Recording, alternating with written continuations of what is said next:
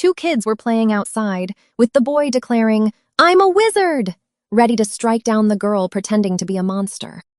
Taking his role a bit too seriously, the boy swung his wooden stick and whacked her right on the forehead. Rubbing her head, she yelled, "Monsters are supposed to lose to wizards," deciding she wanted to be one instead. Their bickering was interrupted by Grandpa Rabus, who chuckled and said they sure were energetic in the morning. When the boy eagerly asked how to become one, Rabus explained that wizards were the absolute apex of humanity. He crushed their dreams by stating it was inherited, prompting a villager to scold the elder for upsetting the children. Changing the subject, the villager stepped forward and asked the elder if the rumor about a monster appearing was true. Rabus's face darkened as he confirmed it, stating Rop had spotted the creature at the village entrance last night. The terrified villagers described the beast as a massive leopard the size of a house, entirely covered in pitch-black shadows. A mother comforted the frightened girl, assuring her the village chief had already left for the city to request a wizard. Rabus warned everyone to stay out of the forest, knowing that killing a monster without a wizard was close to impossible. The villager nodded, confirming the whole town was warned, but suddenly realized one person was completely out of the loop. When Rabus asked who he meant, the man pointed out that nobody had warned the shepherd living up on Hisaril Hill.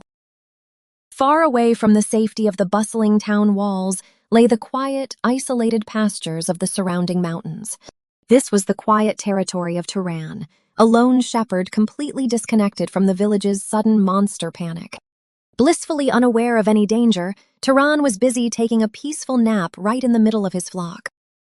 Waking up, he sighed at the boring, unchanging scenery, exhausted from staring at the exact same grass every single day. Stretching his arms out, Turan grumbled, "At this rate, I'm going to forget how to talk," hating his dull routine. Suddenly, Grandpa Rabus loomed over him, calling him a pathetic brat for slacking off before the sun had even set. Unfazed by the scolding, Turan simply said, "You're blocking the sunlight, move," showing zero respect for the old man. Rabus sighed, asking if Turan was still holding a grudge over the village trying to steal his sheep after his mother died. Turan coldly confirmed it, saying he wasn't generous enough to share his inheritance and demanded the old man get lost. Ignoring the hostility, Rabus finally dropped the warning, telling the boy that a massive monster had appeared near the village. He explained it was a giant leopard and asked how Turan wasn't scared, considering he was the easiest target out here. Rabus admitted he hiked all the way up here out of worry, warning him the chief went to fetch a wizard. Turan scoffed at the fake sympathy, asking, "Why can't you just say you came because you were worried about the sheep?" With a dismissive smirk, Turan told Rabus his breath stank and shooed the frustrated elder back down the mountain. But as soon as he was alone, Turan's demeanor changed, his mind racing at the thought of beasts wielding mysterious magic. He knew that just as humans had wizards, the wild had monsters. But he was surprised one was coming here. Turan was actually thrilled to finally see a wizard, even if he doubted a rural chief could afford anyone genuinely powerful. Turan couldn't help his curiosity about the incoming wizard, thinking to himself, "Still, I want to see one." But his thoughts were cut short when a sudden scent caught his attention, making him gasp. This smell. Following the copper stench into the darkening forest, he quickly realized it was the heavy smell of blood. Muttering, "I'm sure it was this way," he tracked the scent deeper into the woods toward the source. Suddenly, his footsteps halted as a grim, horrifying sight lay before him on the dirt path. He found the mangled body of Rabus, the exact same man who had warned him to be careful earlier. Examining the horrific gashes, Turan knew instantly that no ordinary animal could have caused this. It had to be the monster. Just as that dark realization hit him, a massive, glowing claw slammed into the dirt right beside him. He slowly looked up to find a towering, electrified beast staring him down, radiating a terrifying aura. Back in the village, a young boy nervously asked if the monsters were really too strong for adults to handle. The man admitted an ordinary adult would be slaughtered instantly, leaving the boy terrified for their village. But he promised that the village chief was bringing a wizard to subjugate and punish the beast. He confidently claimed a wizard could kill it with a single word, while back in the forest, the monster lunged. Despite the massive creature bearing down on him, Turan didn't even flinch, his expression completely calm. With a single cold command to die, Turan used invisible magic to slam the giant beast into the dirt. Turan watched for a moment, but quickly realized his gravity spell wasn't enough to keep the creature down. The beast violently forced itself back up, so Turan shouted at it to stop, trying to bind it again. Seeing the monster easily break through his command, Turan realized he couldn't even paralyze the enraged creature. Roaring with fury, the massive beast launched itself straight at Turan, ready to tear him to shreds. Turan smoothly dodged the lethal strike, muttering, "In that case," as he decided to change his tactics completely. Reaching for his trusty sling, he decided that a shepherd should handle this exactly like a shepherd would. As the monster charged again, Turan loaded a simple rock and cast a quick command to harden. His eyes glowed with intense golden magic as he channeled raw mana directly into the hardened stone. He spun the sling with incredible force, casting another spell to become faster and multiply its speed. Stepping into the deadly throw, he added one final enchantment to pierce through absolutely any defense. The rock erupted from the sling, transforming into a blinding, spiraling beam of pure destructive energy. The magical projectile slammed directly into the monster with the force of a cannonball, shattering its armor. The concentrated energy ripped straight through the beast's thick hide in a massive explosion of light and blood. Watching the beast stagger, Turan smiled ruthlessly, confirming he was aiming for the perfect kill shot all along. The hyper-accelerated stone blew straight through the monster's skull, instantly executing the terrifying creature with a single hit. The explosive magic ripped straight through the monster's skull, leaving absolutely nothing behind but a smoking, blood-soaked crater. Staring down at his first successful monster kill, Turan calmly debated if he should toss the massive carcass into a valley. Wiping the beast's blood from his face, he clicked his tongue, annoyed that the cowardly townsfolk forced him into doing their dirty work. But Turan was no ordinary shepherd. He was actually a wizard who first awakened his special abilities 8 years ago. Back when he was 10, he gleefully showed off his newfound powers, making heavy wooden logs dance through the kitchen air. He eagerly told his mother he could create fire and wind, a vivid memory that still burned clearly in his mind today. But instead of smiling, his mother screamed at him to stop, marking the first time she ever looked at him with genuine anger. Dropping to her knees, she gently grabbed his clothes and asked if he wanted to live safely with her for a long time. With a dead serious expression, she made him promise to never use his magical powers in front of other people ever again. When a confused Turan asked why, she reminded him of the old stories dividing the world's magic users into 2 distinct classes. While pure-blooded nobles inherited their magical abilities directly from divine beings, knights were simply half-bloods with a heavily diluted human lineage. She explained that this strict bloodline hierarchy created a massive, dangerous divide, even among the continent's most powerful wizards. The terrifying truth was that Turan hadn't inherited divine blood. His powers came directly from his father, a lowly knight. Because the outside world was ruled by cruel nobles who treated knights as disposable slaves, he was in grave danger. Staring into his mother's desperate eyes, the young boy swore that absolutely no one would ever discover his true identity. 8 quiet years passed since that fateful day, and Turan grew up honoring the heavy burden of her final warning. Looking around his peaceful, isolated cabin, he swore to himself that the sacred promise he made to his mother would never be broken. He had absolutely zero desire to reveal his magical talents to the world or even step foot off his quiet mountain. But his peaceful isolation was suddenly shattered by the violent, deafening sound of fists hammering against his wooden front door. Hearing the angry shouts demanding he come outside, Turan lazily cracked the door open to see what the commotion was about. He was greeted by a mob of armed, furious villagers glaring at him as if he were a hardened criminal. Yawning in their faces, Turan casually asked if they were actually trying to accuse him of murdering Old Man Rabus. The village leader violently grabbed Turan by the collar, screaming that he shamelessly threw the old man to the monsters. Unfazed by the hostile grip, Turan instantly realized exactly why these cowards were so desperate to frame a lonely shepherd. Rabis died alone because these men were too terrified to fight the beast themselves, leaving them desperate to hide their guilt. Smiling mockingly, Turan called them out, pointing out that blaming him was just the easiest way to hide their own pathetic cowardice. Enraged by the brutal truth, the leader swung a heavy punch, but Turan effortlessly dodged it by tapping into his magic. He realized that magic was incredibly convenient. As long as he spent mana, his desires would manifest into reality. With a single whispered command to fall over, one of the charging villagers violently tripped, proving Turan didn't need flashy spells. As another man rushed in, Turan smoothly caught his weapon, using just enough magic to dominate them without raising any suspicion. Turan effortlessly disarmed his attacker, using just enough magical force to dominate the villagers without killing them.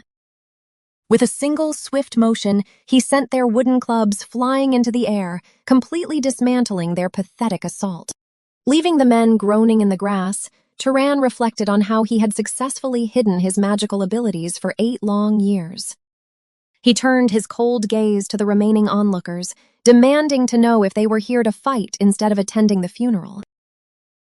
The frightened women quickly backed away, stammering that they had actually just come up the hill to see him. Unimpressed by their excuses, Turan ordered them to drag the unconscious idiots away before heading back inside his cabin.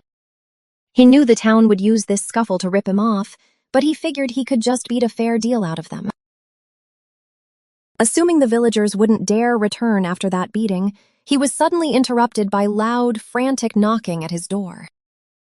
Thinking the locals had completely lost their minds, Turan threw the door open, fully prepared to hand out another severe beating.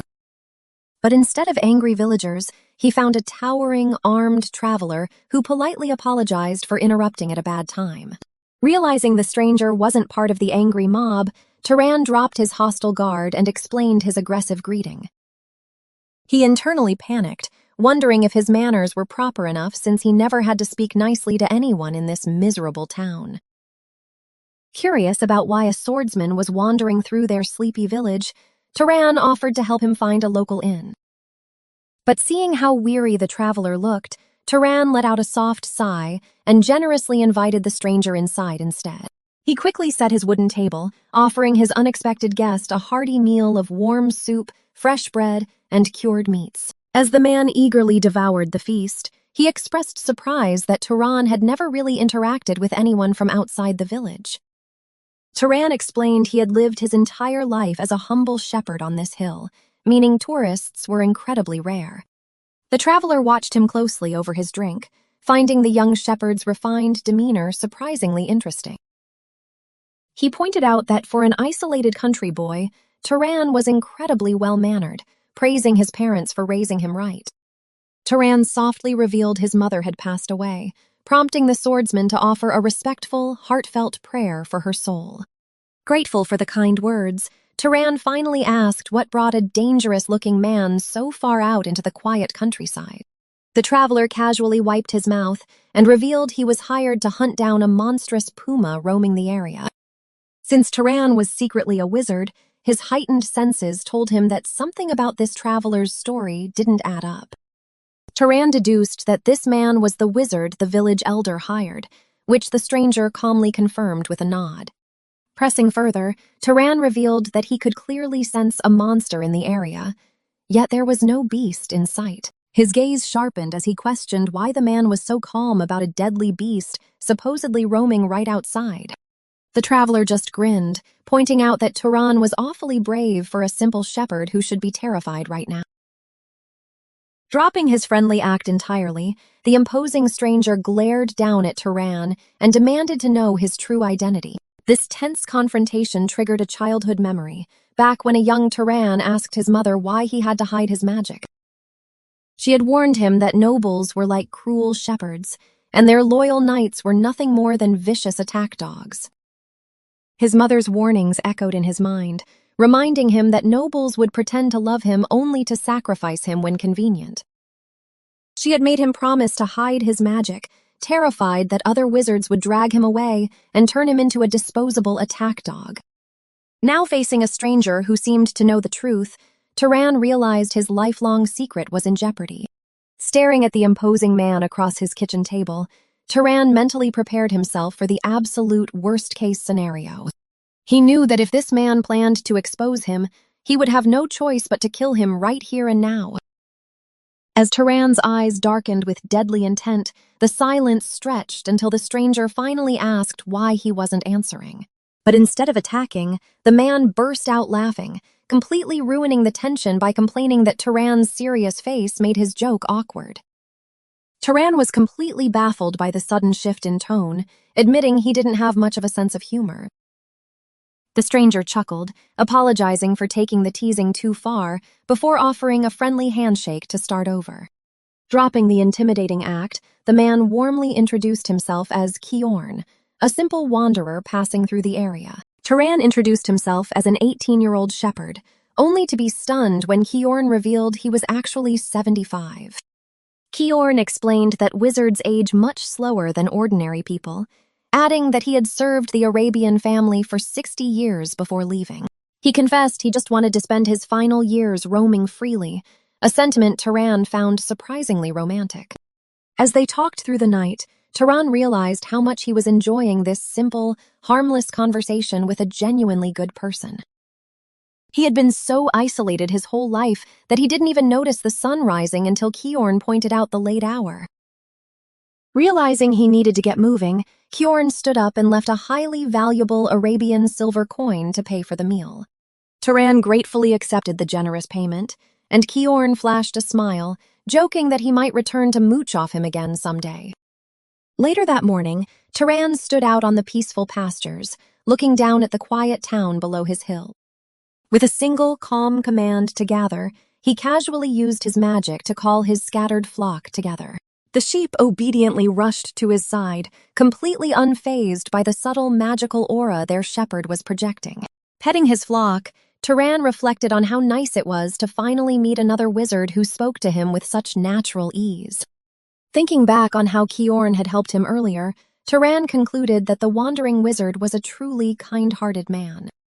This completely shattered his mother's warning about wizards being emotionless dogs, but now Turan felt incredibly guilty about hiding the truth. He hadn't told Kiorn that there were actually no monsters left on the hill, a fact the old wizard was slowly figuring out himself. Deep in the forest, Kiorn found traces of a violent battle, but couldn't sense any living monsters nearby. He assumed another wizard had already cleared the area, feeling relieved that the village was safe regardless of who did the work.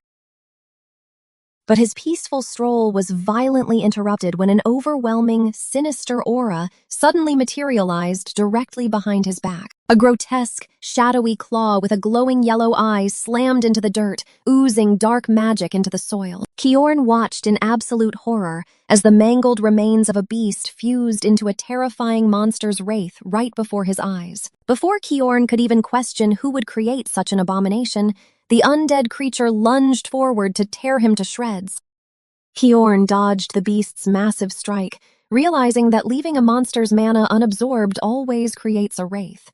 Any competent wizard would know that. He deduced that whoever killed this creature was definitely a wizard, which begged the terrifying question, why would they intentionally leave it behind?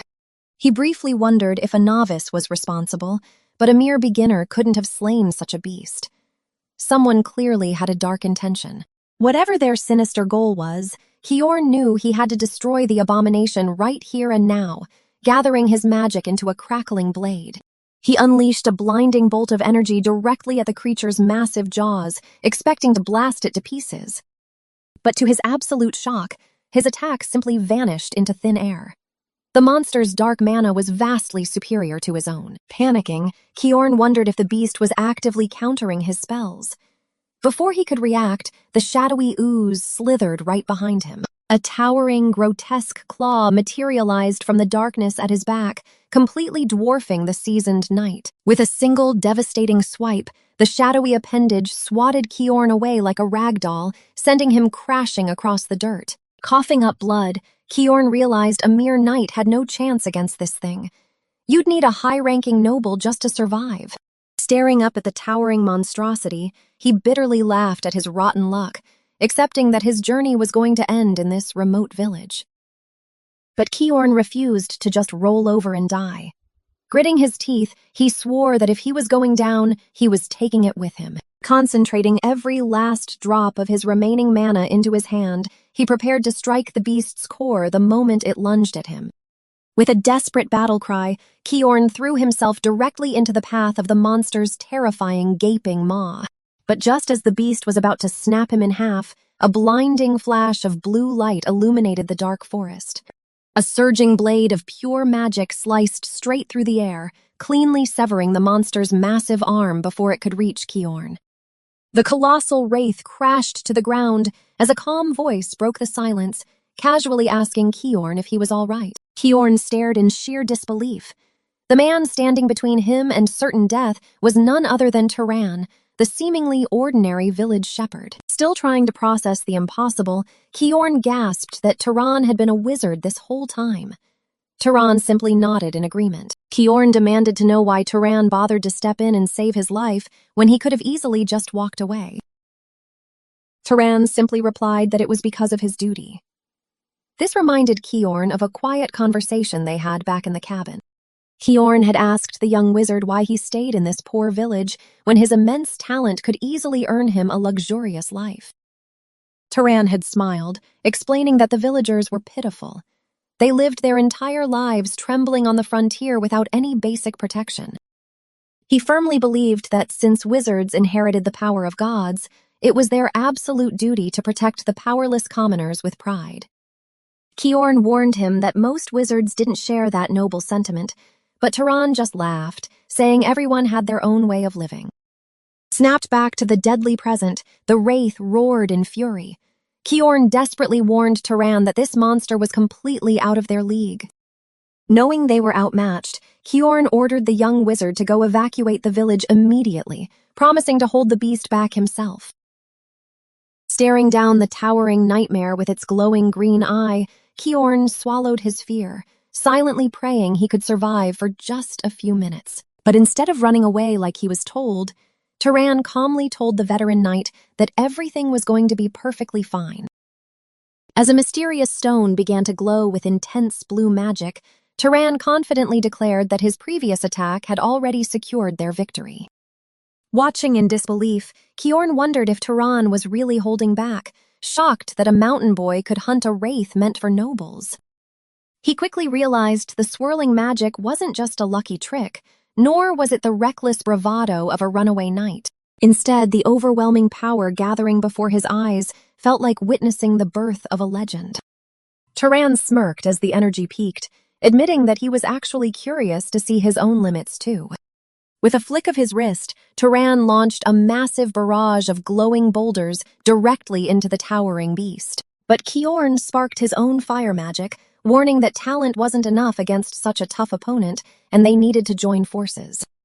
Before the knight could even step forward, a sudden shockwave from Turan's attack violently blasted him backward. Staring at his trembling hands, Kiorn realized he couldn't even react to the blast and would only get in the boy's way. Accepting his own weakness, the veteran knight decided his only job now was to help Turan's monstrous talent fully bloom. But as the dust cleared, Turan clicked his tongue in frustration, realizing his heavy physical strikes weren't doing any real damage. Seeing the beast charge back unharmed, Kiorn desperately shouted that physical attacks were completely useless against a wraith. When Turan calmly asked how to kill it, the knight urgently instructed him to use fire or lightning magic instead. Turan conjured a small flame that harmlessly bounced off the monster, making him complain that it wasn't working at all. Horrified, Kiorn realized the boy didn't even know the absolute basics of magic, failing to establish the proper connection to burn his target. That's when it hit him. Turan had created this wraith because he had literally never absorbed a monster's mana in his entire life. Still shocked by the boy's raw power, Kiorn quickly coached him, yelling to form the fire first and then shoot it outward. The knight knew that while making a flame was easy, actually controlling it required years of dedicated magical training. But to Kiorn's absolute disbelief, Turan instantly shaped the roaring flames perfectly, launching a devastating strike without a second thought. The scorching fireball slammed directly into the charging wraith, erupting into a massive explosion that finally halted the beast. Trapped in the inferno, the nightmare thrashed wildly as the intense heat began to rapidly burn away its dark form. Refusing to let up, Kiorn screamed for the boy to keep his mind focused and continuously pour mana to sustain the blaze. With a cold glare, Turan channeled even more energy into the roaring flames, determined to burn the monster down to nothing. Watching the ashes scatter, Kiorn let out a heavy sigh of relief, knowing that beast required at least noble-class power to defeat. Yet somehow, this completely untrained shepherd from the mountains had managed to single-handedly take down the terrifying threat. Approaching the victorious boy, Kiorn instructed him to absorb the beast's leftover mana so it wouldn't resurrect again. Closing his eyes, Turan followed the knight's advice, picturing the energy draining into his own body. Immediately, a brilliant stream of pure green magic flowed from the corpse directly into the young wizard's outstretched hand. The intense surge of foreign mana violently coursed through his veins, making his entire body pulse with overwhelming power. Still struggling to process the sheer absurdity of the situation, Kiorn asked if that was truly his very first time absorbing mana. When Turan casually agreed, the veteran knight deeply bowed in respect, asking which noble house this monstrous prodigy actually belonged to. Before answering, Turan noticed the knight's severe injuries and calmly told Kiorn to wipe his own blood off first. Snapped out of his trance, Kiorn finally looked down and realized just how badly his arm was mangled. Later, as Turan patched him up, Kiorn apologized for making someone so esteemed do menial labor, but Turan insisted he was just a fatherless shepherd. The boy glared, begging the knight to drop the formalities, which Kiorn nervously agreed to do. Kiorn couldn't understand why such a powerful wizard was herding sheep, but Turan revealed it was his mother's dying request. She had warned him that the nobles below the mountain would only use a wizard until they could throw him away. Surprised the boy didn't resent her overprotective nature, Kiorn admitted that his mother wasn't entirely wrong. He explained that great power inevitably brings conflict, recalling a massive war between noble houses 20 years ago. It was a brutal clash between the House of Arabian, which Kiorn served, and the great house of Zahar. Out of 3,000 Arabian knights, nearly a third were slaughtered, and tragically, everyone close to Kiorn was among the casualties. His closest friend, his mentor, and even his beloved wife and son were all massacred by House Zahar. Kiorn agreed that a knight's life vanishes meaninglessly, but added that Turan's mother was wrong about his true aptitude. Even as a highly skilled knight, Kiorn couldn't defeat the monster wraith, yet Turan had destroyed it effortlessly. He declared Turan possessed upper-tier noble potential, leaving the boy to wonder if his mother lied about his father being a knight. Kiorn explained that noble-class children are occasionally born to knights, urging Turan to leave the hill and enter the world. When Turan asked why, the veteran stated that humanity desperately needed more nobles to truly master the world. Realizing Turan knew nothing of magic, Kiorn explained that nobles inherit special bloodline abilities from their ancestors. This innate power is what separates nobles from knights, so he asked if Turan had any outstanding traits. Turan knew basic physical strength didn't count, since simply possessing mana made any wizard physically stronger. Instead, he mentioned having a great nose and throwing stones well, traits Kiorn noted were common among Arabian knights. But as Turan urged him to explain further, Kiorn suddenly went quiet, looking at the boy with a complicated expression. Confused by the sudden shift in mood, Turan asked what was wrong, and Kiorn admitted he finally figured it out. The veteran knight confidently stated that he knew exactly which noble house Turan's unique abilities belonged to. Eager to finally uncover his roots, Turan leaned in and asked which great house he was tied to. Kiorn's voice grew heavy as he revealed it was a family known as pursuers, or hunters. House Zahar, Kiorn muttered, naming the exact same great house that had slaughtered his entire family. Turan froze, the horrifying realization washing over him as the name echoed in his mind. He couldn't believe his own bloodline was tied to the very enemies who had ruined this old man's life. Panic set in as Turan wondered if he should apologize for the actions of strangers, but Kiorn gently called his name. Placing a reassuring hand on the boy's shoulder, the knight smiled and told him not to make such a worried expression. Kiorn reminded Turan that he had no part in that adult war. He warned that answering blood with blood would only lead to endless fighting. Still uncertain, Turan looked back at the old knight and asked if he had any regrets about telling him to leave the hill. Kiorn admitted that pursuing power down the mountain would inevitably lead Turan to the Zahar family, but he completely trusted the boy's character. He believed that if someone as good-hearted as Turan reached a high position within the enemy family, he could prevent another terrible war. The knight told him not to overthink his choices right now, but Turan's expression hardened as he realized exactly what he needed to do. With newfound resolve, Turan declared he wanted to go down the mountain. Kiorn smiled proudly, agreeing it was the right choice, but Turan refused to leave until the elder's injuries healed. Chuckling at the boy's kindness, Kiorn insisted his wounds were barely a scratch. Later, inside the cabin, Kiorn shifted the topic to magic. He explained that mana was the absolute key to achieving omnipotence. Turan pointed out that magic wasn't truly omnipotent since it required matching mana, prompting him to ask what the actual standard was. Holding up 3 fingers, Kiorn broke down the difficulty of magic into 3 core factors: bloodline, affinity, and causality. He explained that the Revista bloodline from the south could naturally use healing magic without any training, something Turan couldn't easily replicate. Curious about his own limits, the young mage held up his hand and asked how the second factor of affinity worked. Turan realized this was why throwing a fireball felt as natural as tossing a rock, granting him far greater speed and destructive power. Finally, Kiorn explained causality. He noted that simply wishing for someone's death using raw mana would do nothing more than shine a bright light. Without a proper cause for the desired outcome, the magic would fail, making direct, logic-defying spells excessively difficult to pull off. Turan quickly caught on. To kill an enemy, he had to provide a natural cause, like creating and shooting flames at them. Thrilled by his quick understanding, Kiorn praised his intellect. But Turan still wondered why controlling magical beasts required so much extra effort. Looking out the window, Turan realized magic wasn't just about throwing mana around. A true mage had to understand the deep principles behind it. This made him wonder if his own Zahar bloodline possessed unique magic. Kiorn revealed they were masters of stealth and urged him to try. Closing his eyes, Turan focused his mana with a single desire. He wished to completely erase his sound, smell, and presence from the world. A subtle breeze swept through the room as the spell took effect. Kiorn looked around the empty space and asked if it worked. The veteran knight broke into a cold sweat.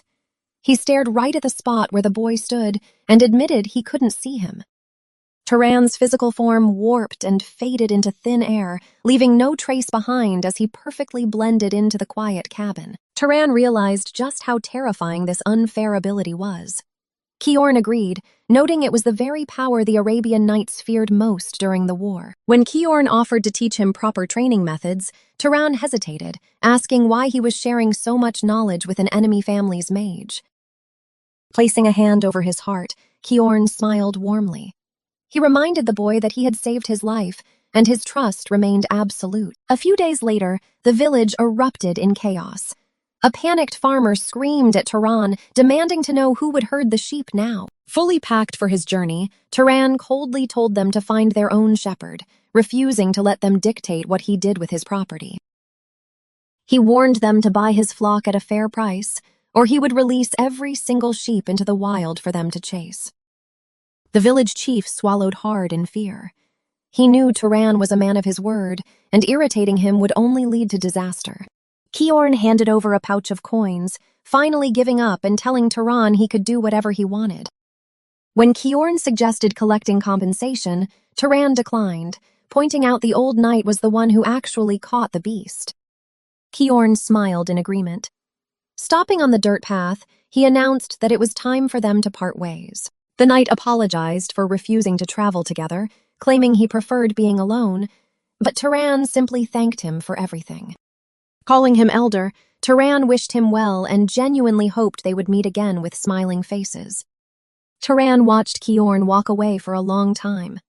It was only then that he realized something important. He finally understood why he hated it when the old knight spoke to him with such formal distance. Even with his mother's deep affection, the boy had secretly yearned for a father figure to model himself after. Leaving his past behind, Turan's journey soon brought him to a harsh, desolate canyon. The relentless wind whipped through the barren wasteland as he traveled entirely on his own. Spotting a group of cloaked figures in the distance, Turan wondered if they were just traveling merchants. Figuring it was a stroke of luck, he walked over to ask them for directions to the nearest town. The scarred leader told him the city of Murray was just down the road, acting perfectly helpful at first. But the moment Turan thanked him and turned to leave, the man stepped forward to block his path.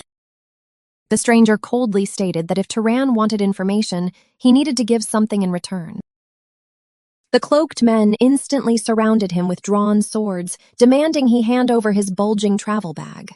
Realizing they were bandits, Turan listened as the leader laughed, bragging that nobody cares who dies in the wasteland. Pointing a blade at Turan's throat, the thug ordered him to strip peacefully so they wouldn't have to clean up his blood.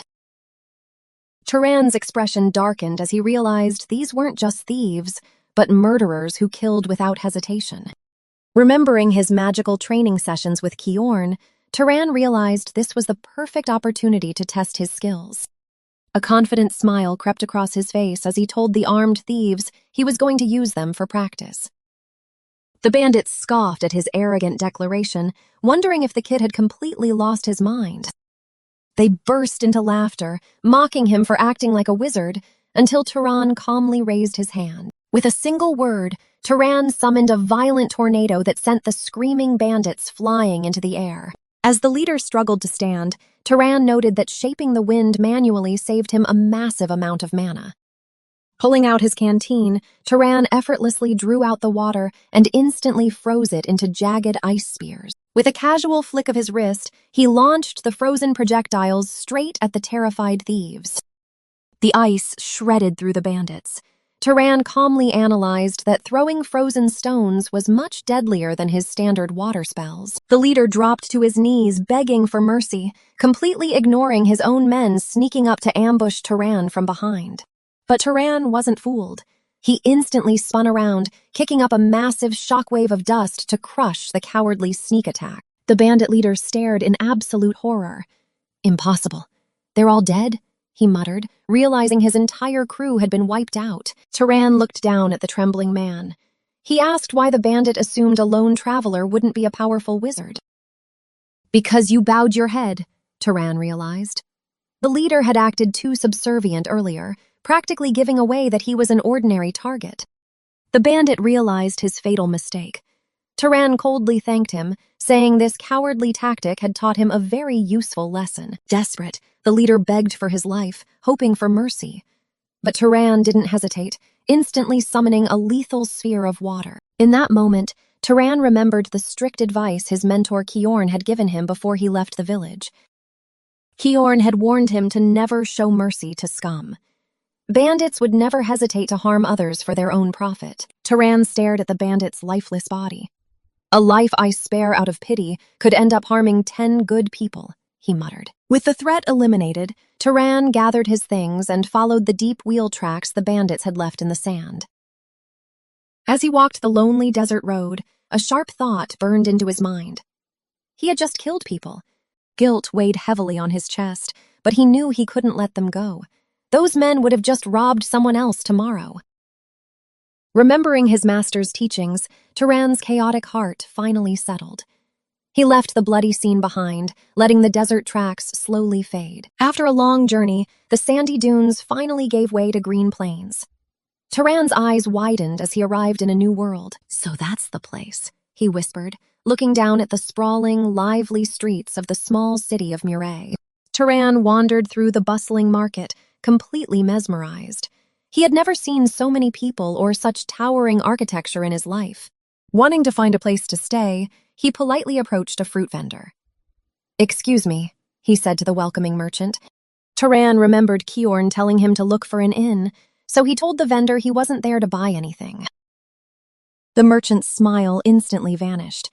"If you're not buying fruit, get lost," he snapped, leaving Turan utterly confused by the sudden hostility. Realizing information wasn't free in the city, Turan sighed and bought some apples, paying the man with a strange silver coin. Happy with the sale, the vendor pointed him down the road. He told Turan to look for the biggest inn with a blue roof. Pushing open the tavern doors, Turan was warmly greeted by Lena, a cheerful inn worker who playfully called him a handsome guest. Turan ignored the flirting and asked for a room. Lena charged him 16 dupeat for the night, and he agreed to stay. Handing over his coin pouch, Turan asked her the real question on his mind. He needed to know if there were any monster bounties nearby. Turan desperately needed to hunt monsters to absorb their mana and grow stronger. But Lena just stared at him in complete silence. Shaking her head, Lena told him there was no such thing as a free lunch here. If he wanted bounties, he needed the city hall. "What's that?" Turan asked, genuinely confused. Lena burst out laughing, realizing he truly was a clueless country bumpkin. She explained that City Hall handled public affairs, but it was closed for the night.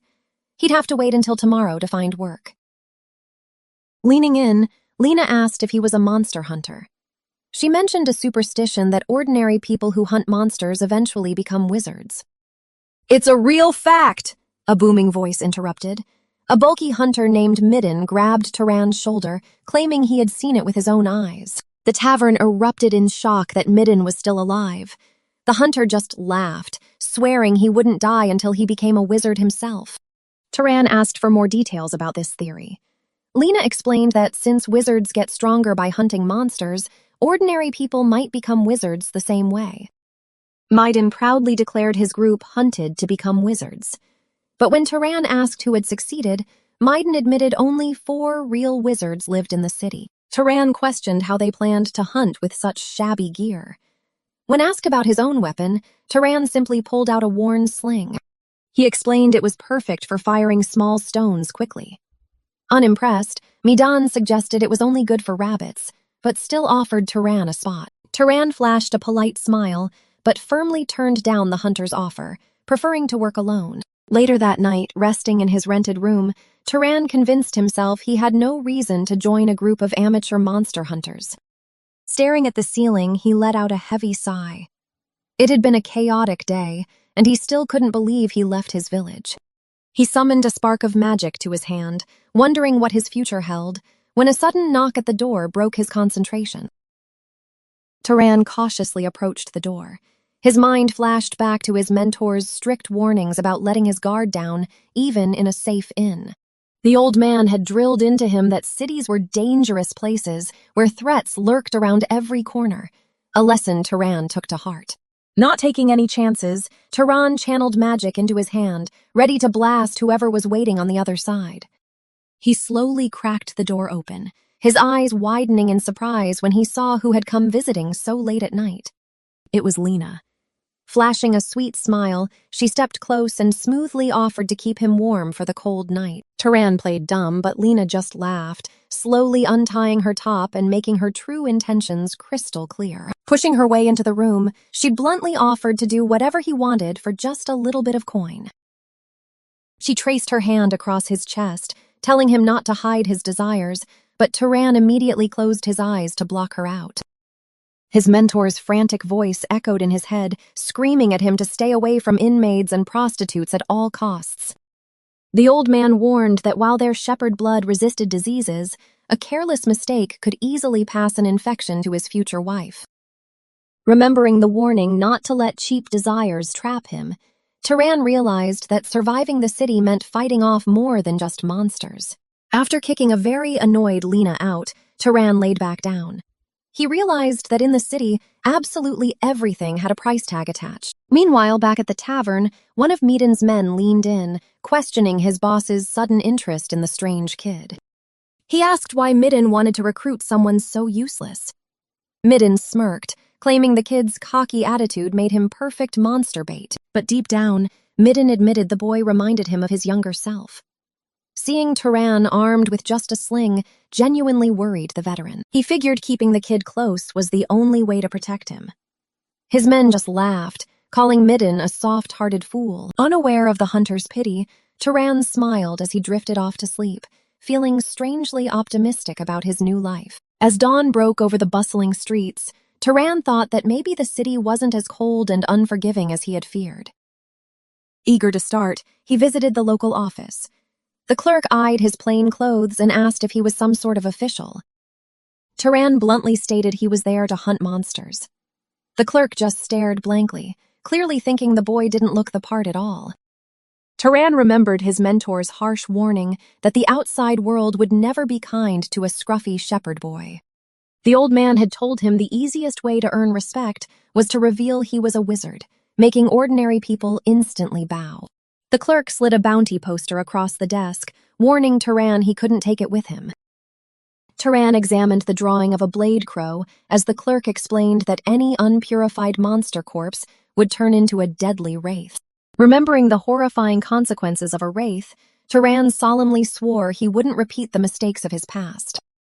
When Turan asked why the city knights didn't hunt them, the clerk scoffed, saying knights were too busy maintaining public order. The clerk muttered that hunting outside the walls was a job for thugs, fully expecting the scruffy boy to end up dead. But shortly after, Turan stood over the lifeless body of a blade crow, having killed it with a single, clean strike. The guild clerk stared in sheer disbelief, completely baffled that the kid had returned so quickly with his prey. After confirming he hunted it alone, Turan calmly asked for his bounty, leaving the stuttering clerk no choice but to pay up. Handing over the coins, the staff marveled at how perfectly intact the crow's valuable blade wings were. But as the shock settled, the clerk realized the young wizard hadn't left the building yet. Turan simply asked if there were any other monsters worth hunting, leaving the clerk absolutely speechless. Just 3 days later, Turan was treating himself to the most expensive feast the local inn had to offer. The innkeeper was amazed, noting that the boy had hunted 30 monsters in record time just to afford such a meal. But as Turan quietly chewed his food, he thought to himself that making money wasn't actually his main goal. He was really after the monster's mana, and absorbing it from his kills had undeniably made him much stronger. However, he realized that relying on weak monsters was no longer enough to push past his current limits. His thoughts were interrupted when the inn's cook approached, impressed that the skinny kid had polished off the massive feast alone. Turan complimented the delicious food, prompting the cook to happily promise an even better meal next time. But the peaceful moment shattered when a jealous thug grabbed Turan's shoulder, mocking the skinny boy for eating so well. Demanding a cut of Turan's recent profits, the thug aggressively swung his hand to smack the boy.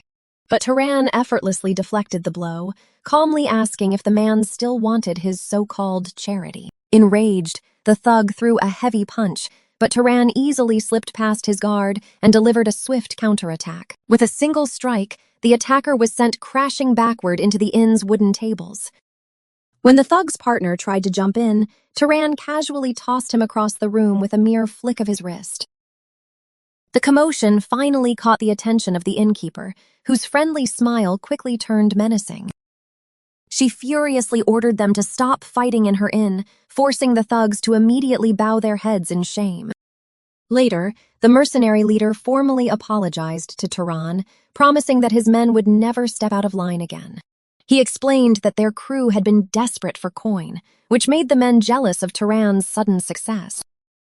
When Turan asked just how bad things were, the leader admitted they wouldn't even be able to afford their rooms in a few days.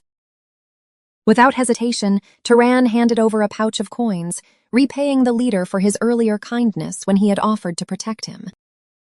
Turan asked Midden how he knew about the money, making it clear there was no such thing as a free meal. He demanded information in return. Midden grinned, boasting that gathering intel was his specialty. He eagerly promised to tell Turan everything he knew about the surrounding cities. Standing at the edge of the woods, Turan decided this would be his final hunt. With Midden's intel, it was time to move on. He realized Midden had provided incredibly useful details. Though the man wasn't as seasoned as Kjorn, his pure and kind nature left a strong impression. But his peaceful thoughts were suddenly cut short. A sharp, metallic scent drifted through the trees, instantly putting Turan on high alert. Hoping his terrible hunch was wrong, Turan abandoned his calm stroll and sprinted deep into the forest at full speed. He arrived at a clearing only to find massive, jagged claw marks gouged deeply into the trunk of a towering tree. At the base of the tree slouched a brutally mangled man, completely drenched in his own blood. Turan immediately recognized the battered face. Turan realized with horror that it was Midan himself.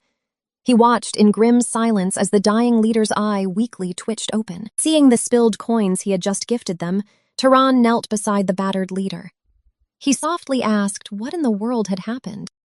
Midan choked on his own blood, struggling to form a single word. He weakly gasped out a fractured syllable as life faded from him. With his final breath, Midan warned him about a rabbit. Turan was completely baffled, wondering how a simple animal could cause such a massacre.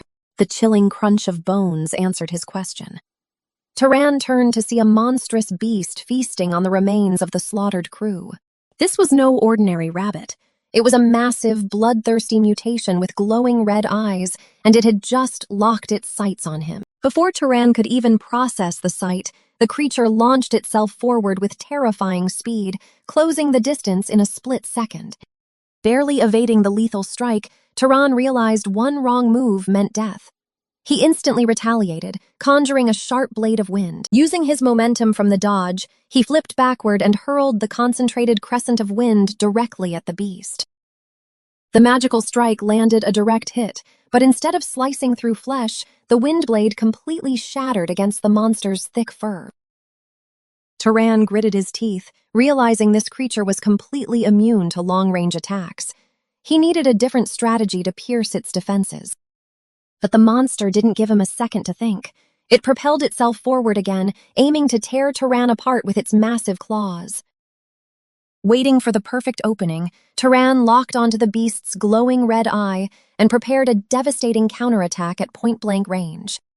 As the monster lunged, Turan swiftly sidestepped and dashed right past it, dragging a magically enhanced blade along its vulnerable side. The beast let out a deafening shriek as blood sprayed from its neck. Turan landed gracefully, knowing the fatal blow had been struck. Unable to stop its own momentum, the massive rabbit violently crashed headfirst into a thick tree trunk, shattering the wood on impact. The sheer force of the collision crushed the creature's skull. Its lifeless body slowly slid down the splintered bark and hit the dirt. A heavy thud echoed through the woods as the beast finally collapsed, bringing a sudden, eerie silence back to the blood-soaked forest. With one last pathetic twitch, the monstrous rabbit bled out onto the soil, officially ending its ruthless killing spree. Turan slowly approached the gruesome carcass. He stared down at the terrifying creature that had effortlessly wiped out Midan's entire crew.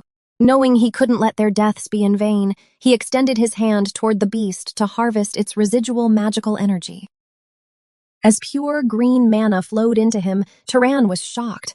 The sheer volume of power was far greater than any monster he had faced before. Bleeding out against a tree, Midan stared up in absolute disbelief.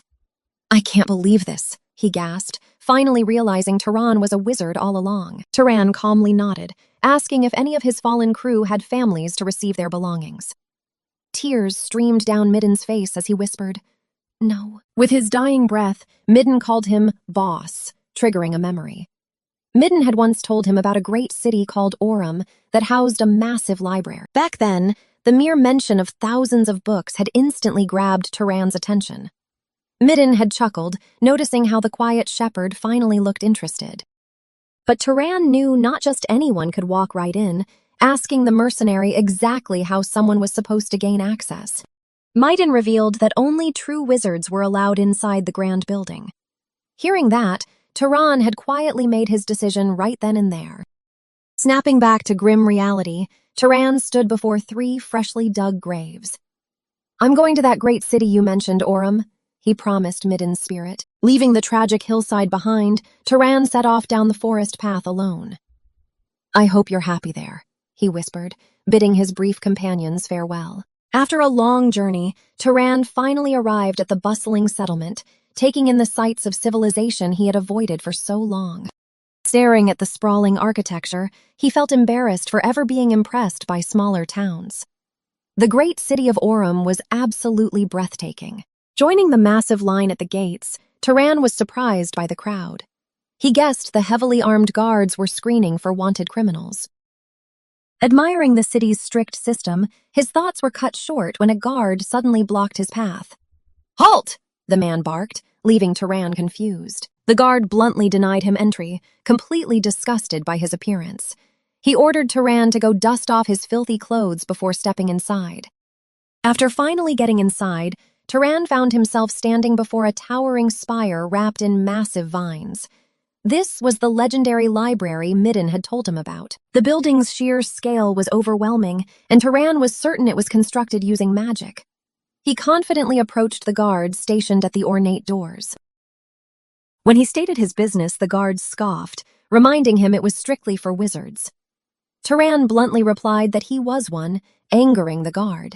The guard accused him of being a suicidal lunatic for daring to impersonate a mage. Instead of arguing, Turan simply raised his hand toward him. Instantly, a dense, terrifying aura of red mana flared from Turan's fingertips. He didn't need words to prove his identity when raw power spoke for itself. Turan remembered an old lesson that wizards instantly recognize each other. By sensing another's mana, they could immediately gauge who held the superior strength. The overwhelming pressure of Turan's magic crashed down on the guard. Paralyzed by the sheer difference in their power, the man trembled in pure terror. As Turan retracted his aura, the guard collapsed to the stone floor. Gasping for air, he warned his partner that this stranger was at least noble class. Now completely terrified, the guard introduced himself as Kenya and respectfully asked for Turan's lineage. Turan coldly asked if that was required, which Kenya quickly denied. Kenya explained that accessing the library required direct permission from the master of House Valtus, promising to contact his superiors immediately to sort it out. While waiting for approval, Turan was escorted to a luxurious estate. Sinking into a hot bath, he sighed, realizing this was far more complicated than expected. To his extreme discomfort, the estate had even provided a team of personal maids. They diligently scrubbed the weeks of travel dirt from his weary body. Completely unused to this level of pampering, Turan finally couldn't take it anymore. He ordered the women to stop, instantly startling the nervous head maid. He asked to wash himself, but the maid pleaded that they'd be severely punished if they neglected an esteemed guest. Defeated, Turan reluctantly let them continue.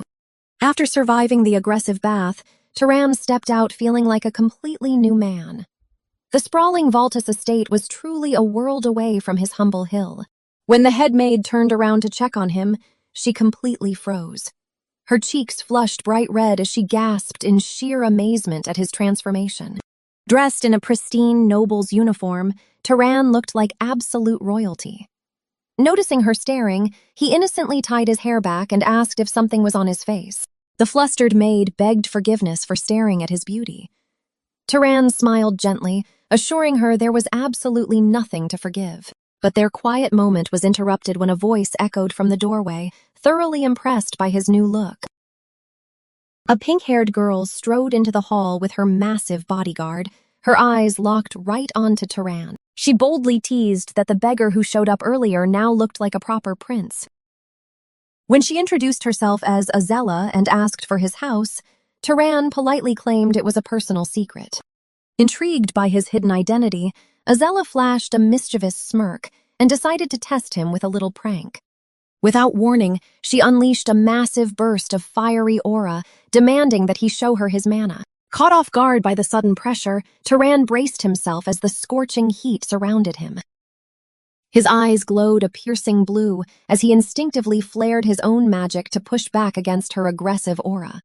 The two raw powers violently clashed in the center of the hall, tearing up the intricate floorboards. Azella's massive bodyguard quickly stepped in, shielding the terrified maids from the explosive shockwave. Turan easily suppressed the chaotic energy with a simple breath, leaving Azella staring at him in pure awe. Thrilled by his overwhelming strength, her hands shook with excitement as she let out a wild laugh. Leaning in uncomfortably close, she looked him dead in the eye and casually asked if he wanted to marry her. Turan was left utterly speechless. Seeing his horrified reaction, Azella burst into laughter, claiming it was just a joke. Still, she threw him a playful wink, reminding him that the seat right next to her was wide open. Turan just stared back in silence, carefully analyzing the strange girl's terrifying potential. Looking at his trembling hand, he realized her mana was actually on par with his own. After that chaotic encounter, Turan headed to the Grand Office to meet with a lord of the Valtus estate. Lord Rug Valtus formally welcomed him, immediately asking if Turan was the one looking to access their library. The lord warned him there were no secret magic methods hidden inside, which Turan was perfectly fine with. Since it was getting late, Rug told him to return the next morning. Turan soon arrived at a towering, ivy-covered spire. The guards confirmed his entry pass, slowly pushing open the heavy doors to the legendary Sky Library. Turan stepped inside and gasped at the endless spiral of ancient books stretching high into the ceiling. But before he could explore, a tiny figure stepped out from the shadows to block his path. A small, cheerful voice echoed through the massive hall, enthusiastically welcoming him to the archives. A little girl in an oversized white robe proudly puffed out her chest, declaring herself the head librarian. Turan couldn't believe a kid was in charge, as she strictly ordered him not to damage or steal any books. She aggressively poked his chest, promising to watch his every move.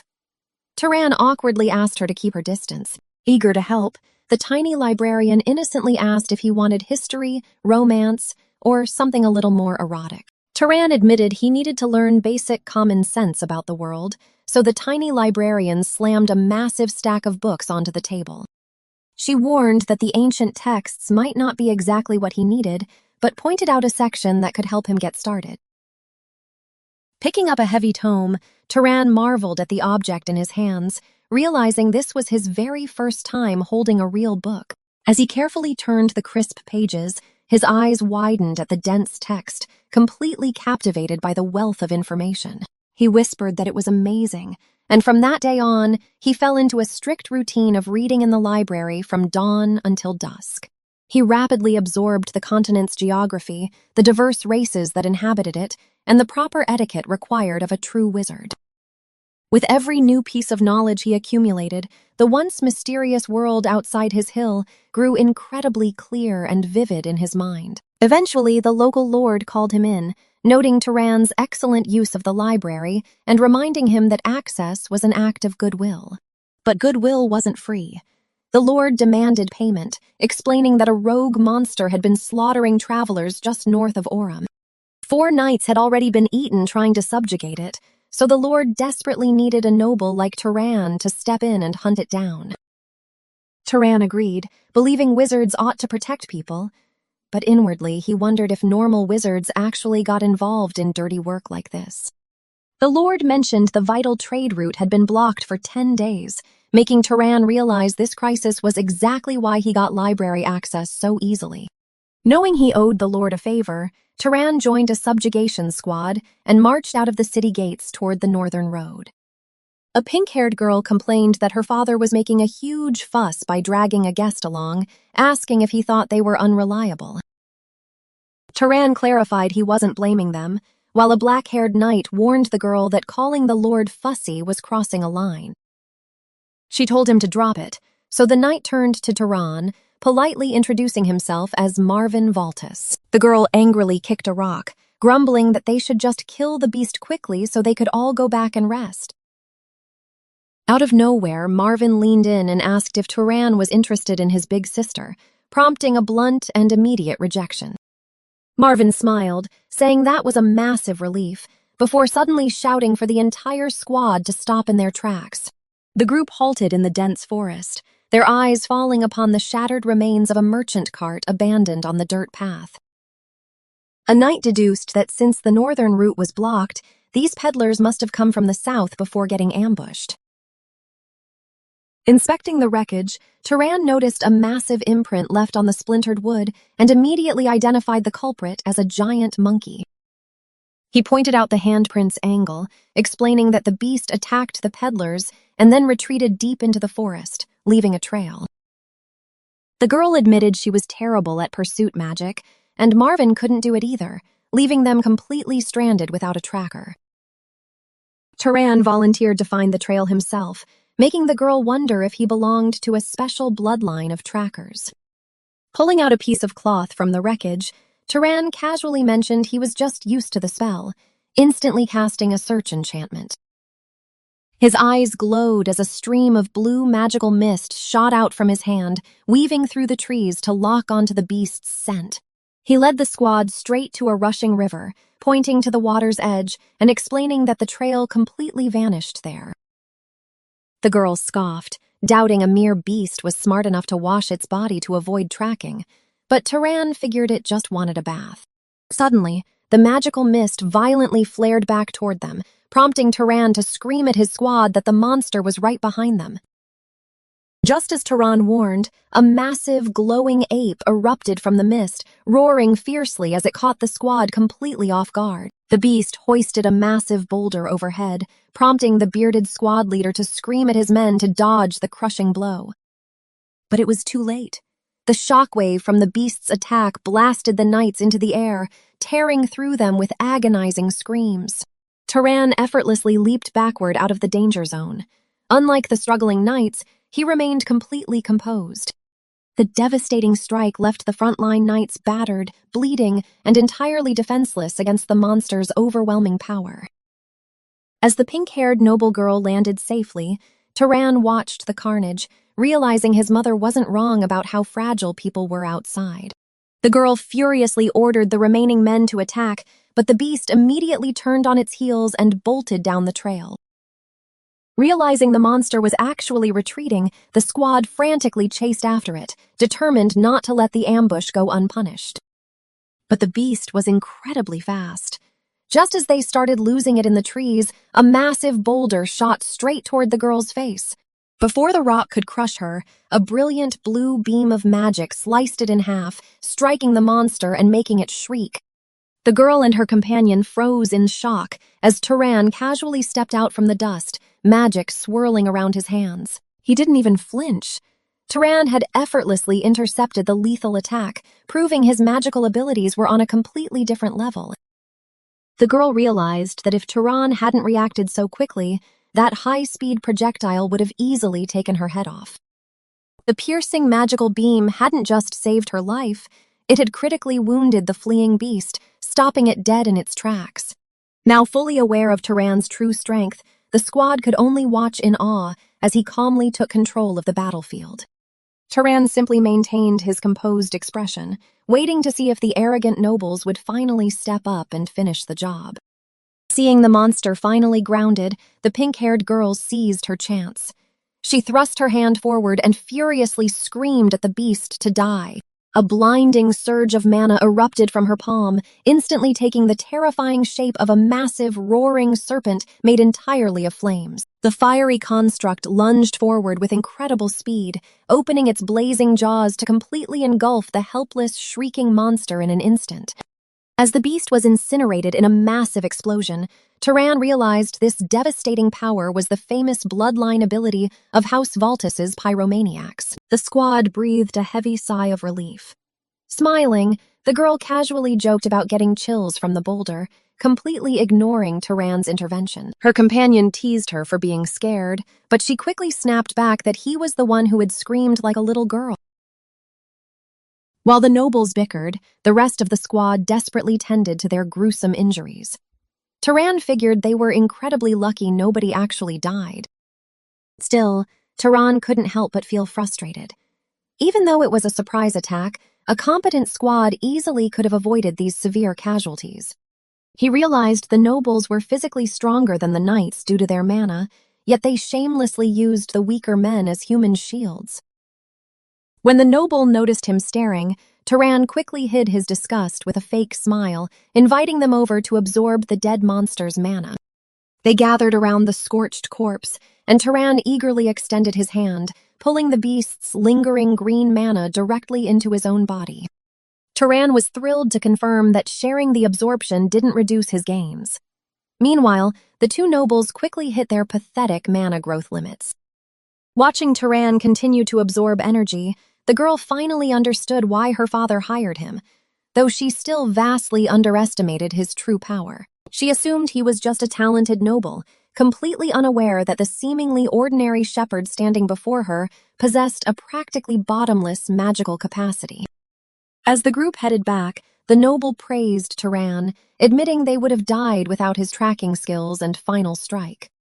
Turan humbly brushed it off, regretting that he hadn't noticed the monster sooner before it landed the first blow. The noble girl was shocked to hear the beast had a search ability. Turan explained that traits awaken based on external features. Since the monster had massive hands and eyes, he deduced it gained throwing and farsight abilities, knowledge he picked up from the library. The noble laughed, admitting he gave up on that stuffy place immediately. Turan simply suggested he ask the librarian for easier books. The girl was confused, wondering if the library even had a manager, leaving Turan to realize something wasn't quite right. Later that evening, Turan returned to the archives and was immediately greeted by the mysterious, floating girl. He mentally kicked himself for being careless. Not only did she lack the appearance of a librarian, but she used his first name. When Turan finally asked how she knew his identity, the girl gasped in mock surprise. With a mischievous smirk, she teased him for taking this long to figure out that she wasn't a normal human. She explained that she read his permit, revealing that her magical gaze could reach anywhere within the library's walls. When Turan asked how he should address her, she nonchalantly told him she didn't have a name and to pick whatever. She teasingly suggested he call her "my love," but Turan rigidly decided to just stick with calling her librarian. She pouted at his sudden politeness, complaining that he had been casually ordering her around for days without issue. Finding her proximity overwhelming, Turan backed away and asked if she was the ghost of a wizard from the old empire. Floating gracefully toward the ceiling, she revealed she was never a person to begin with, but rather an ancient spirit. She explained that when a soul inhabits a non-living object, it becomes a spirit, meaning she was the literal embodiment of the library. This human form was just a reflection to make communication easier, though she couldn't resist teasing him that it matched his preferences. To test her physical limits, Turan suddenly reached out and pressed his hand directly against her stomach. She stared at him blankly, deadpanning that his sudden touch felt incredibly weird. He quickly apologized as she vented her frustration about lacking the physical power to punish intruders who mistreated her books. Turan pointed out that the local nobles didn't know she existed. She proudly stated that no one possessed the qualifications to perceive her. Only those with a highly developed type, which wizards referred to as a bloodline, could actually see her true form. Hearing this, Turan asked if she could analyze his bloodline, confessing that he was an orphan searching for his roots.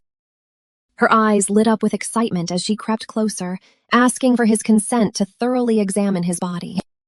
Before he could fully process the request, she violently shoved her hand straight into his chest, making him scream in shock.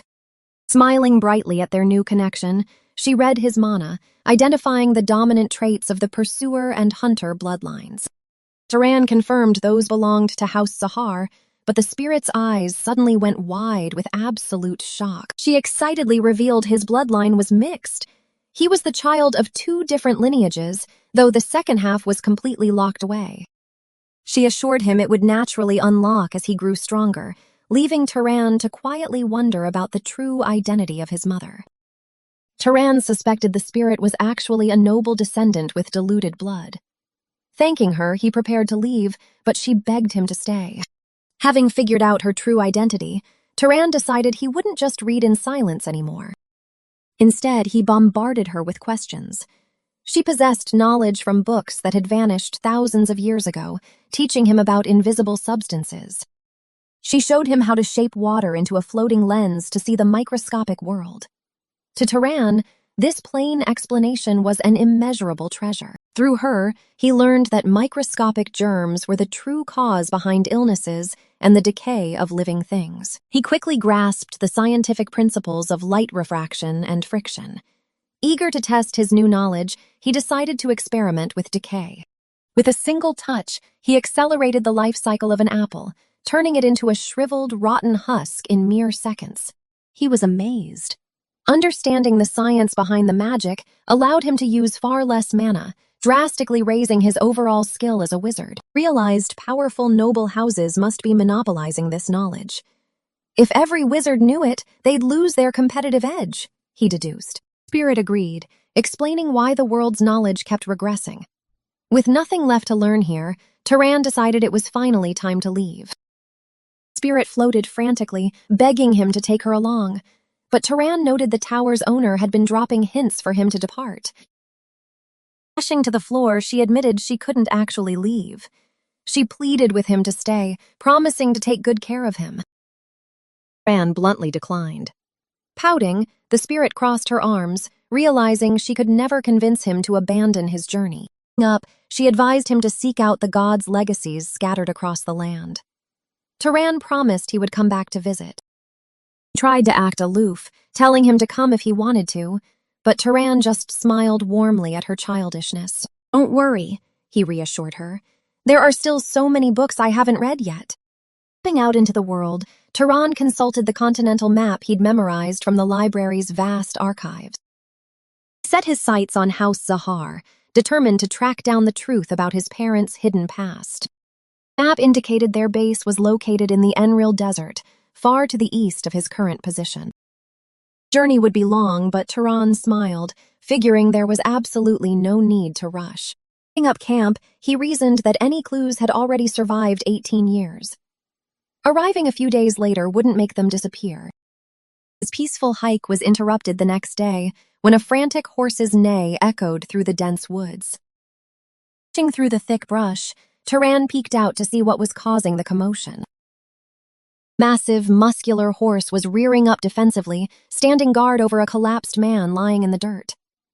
Putting the saddle, Turan realized the beast wasn't attacking the man, but protecting him. He wondered what kind of monster could be tamed like that. That's when he spotted two dark elves lurking in the shadows, arguing about how to create an opening against the beast. Using their bandage-wrapped hands, the elves channeled a sinister purple energy into the ground. Turan recognized it from his books. It was necromancy, and they were using it to resurrect rotting animal corpses to attack the horse. He debated whether he should step in to help, worried that the collapsed man might have provoked the elves first. That hesitation vanished when he saw one of the elves casually eating a severed human hand, proving they were just bloodthirsty monsters.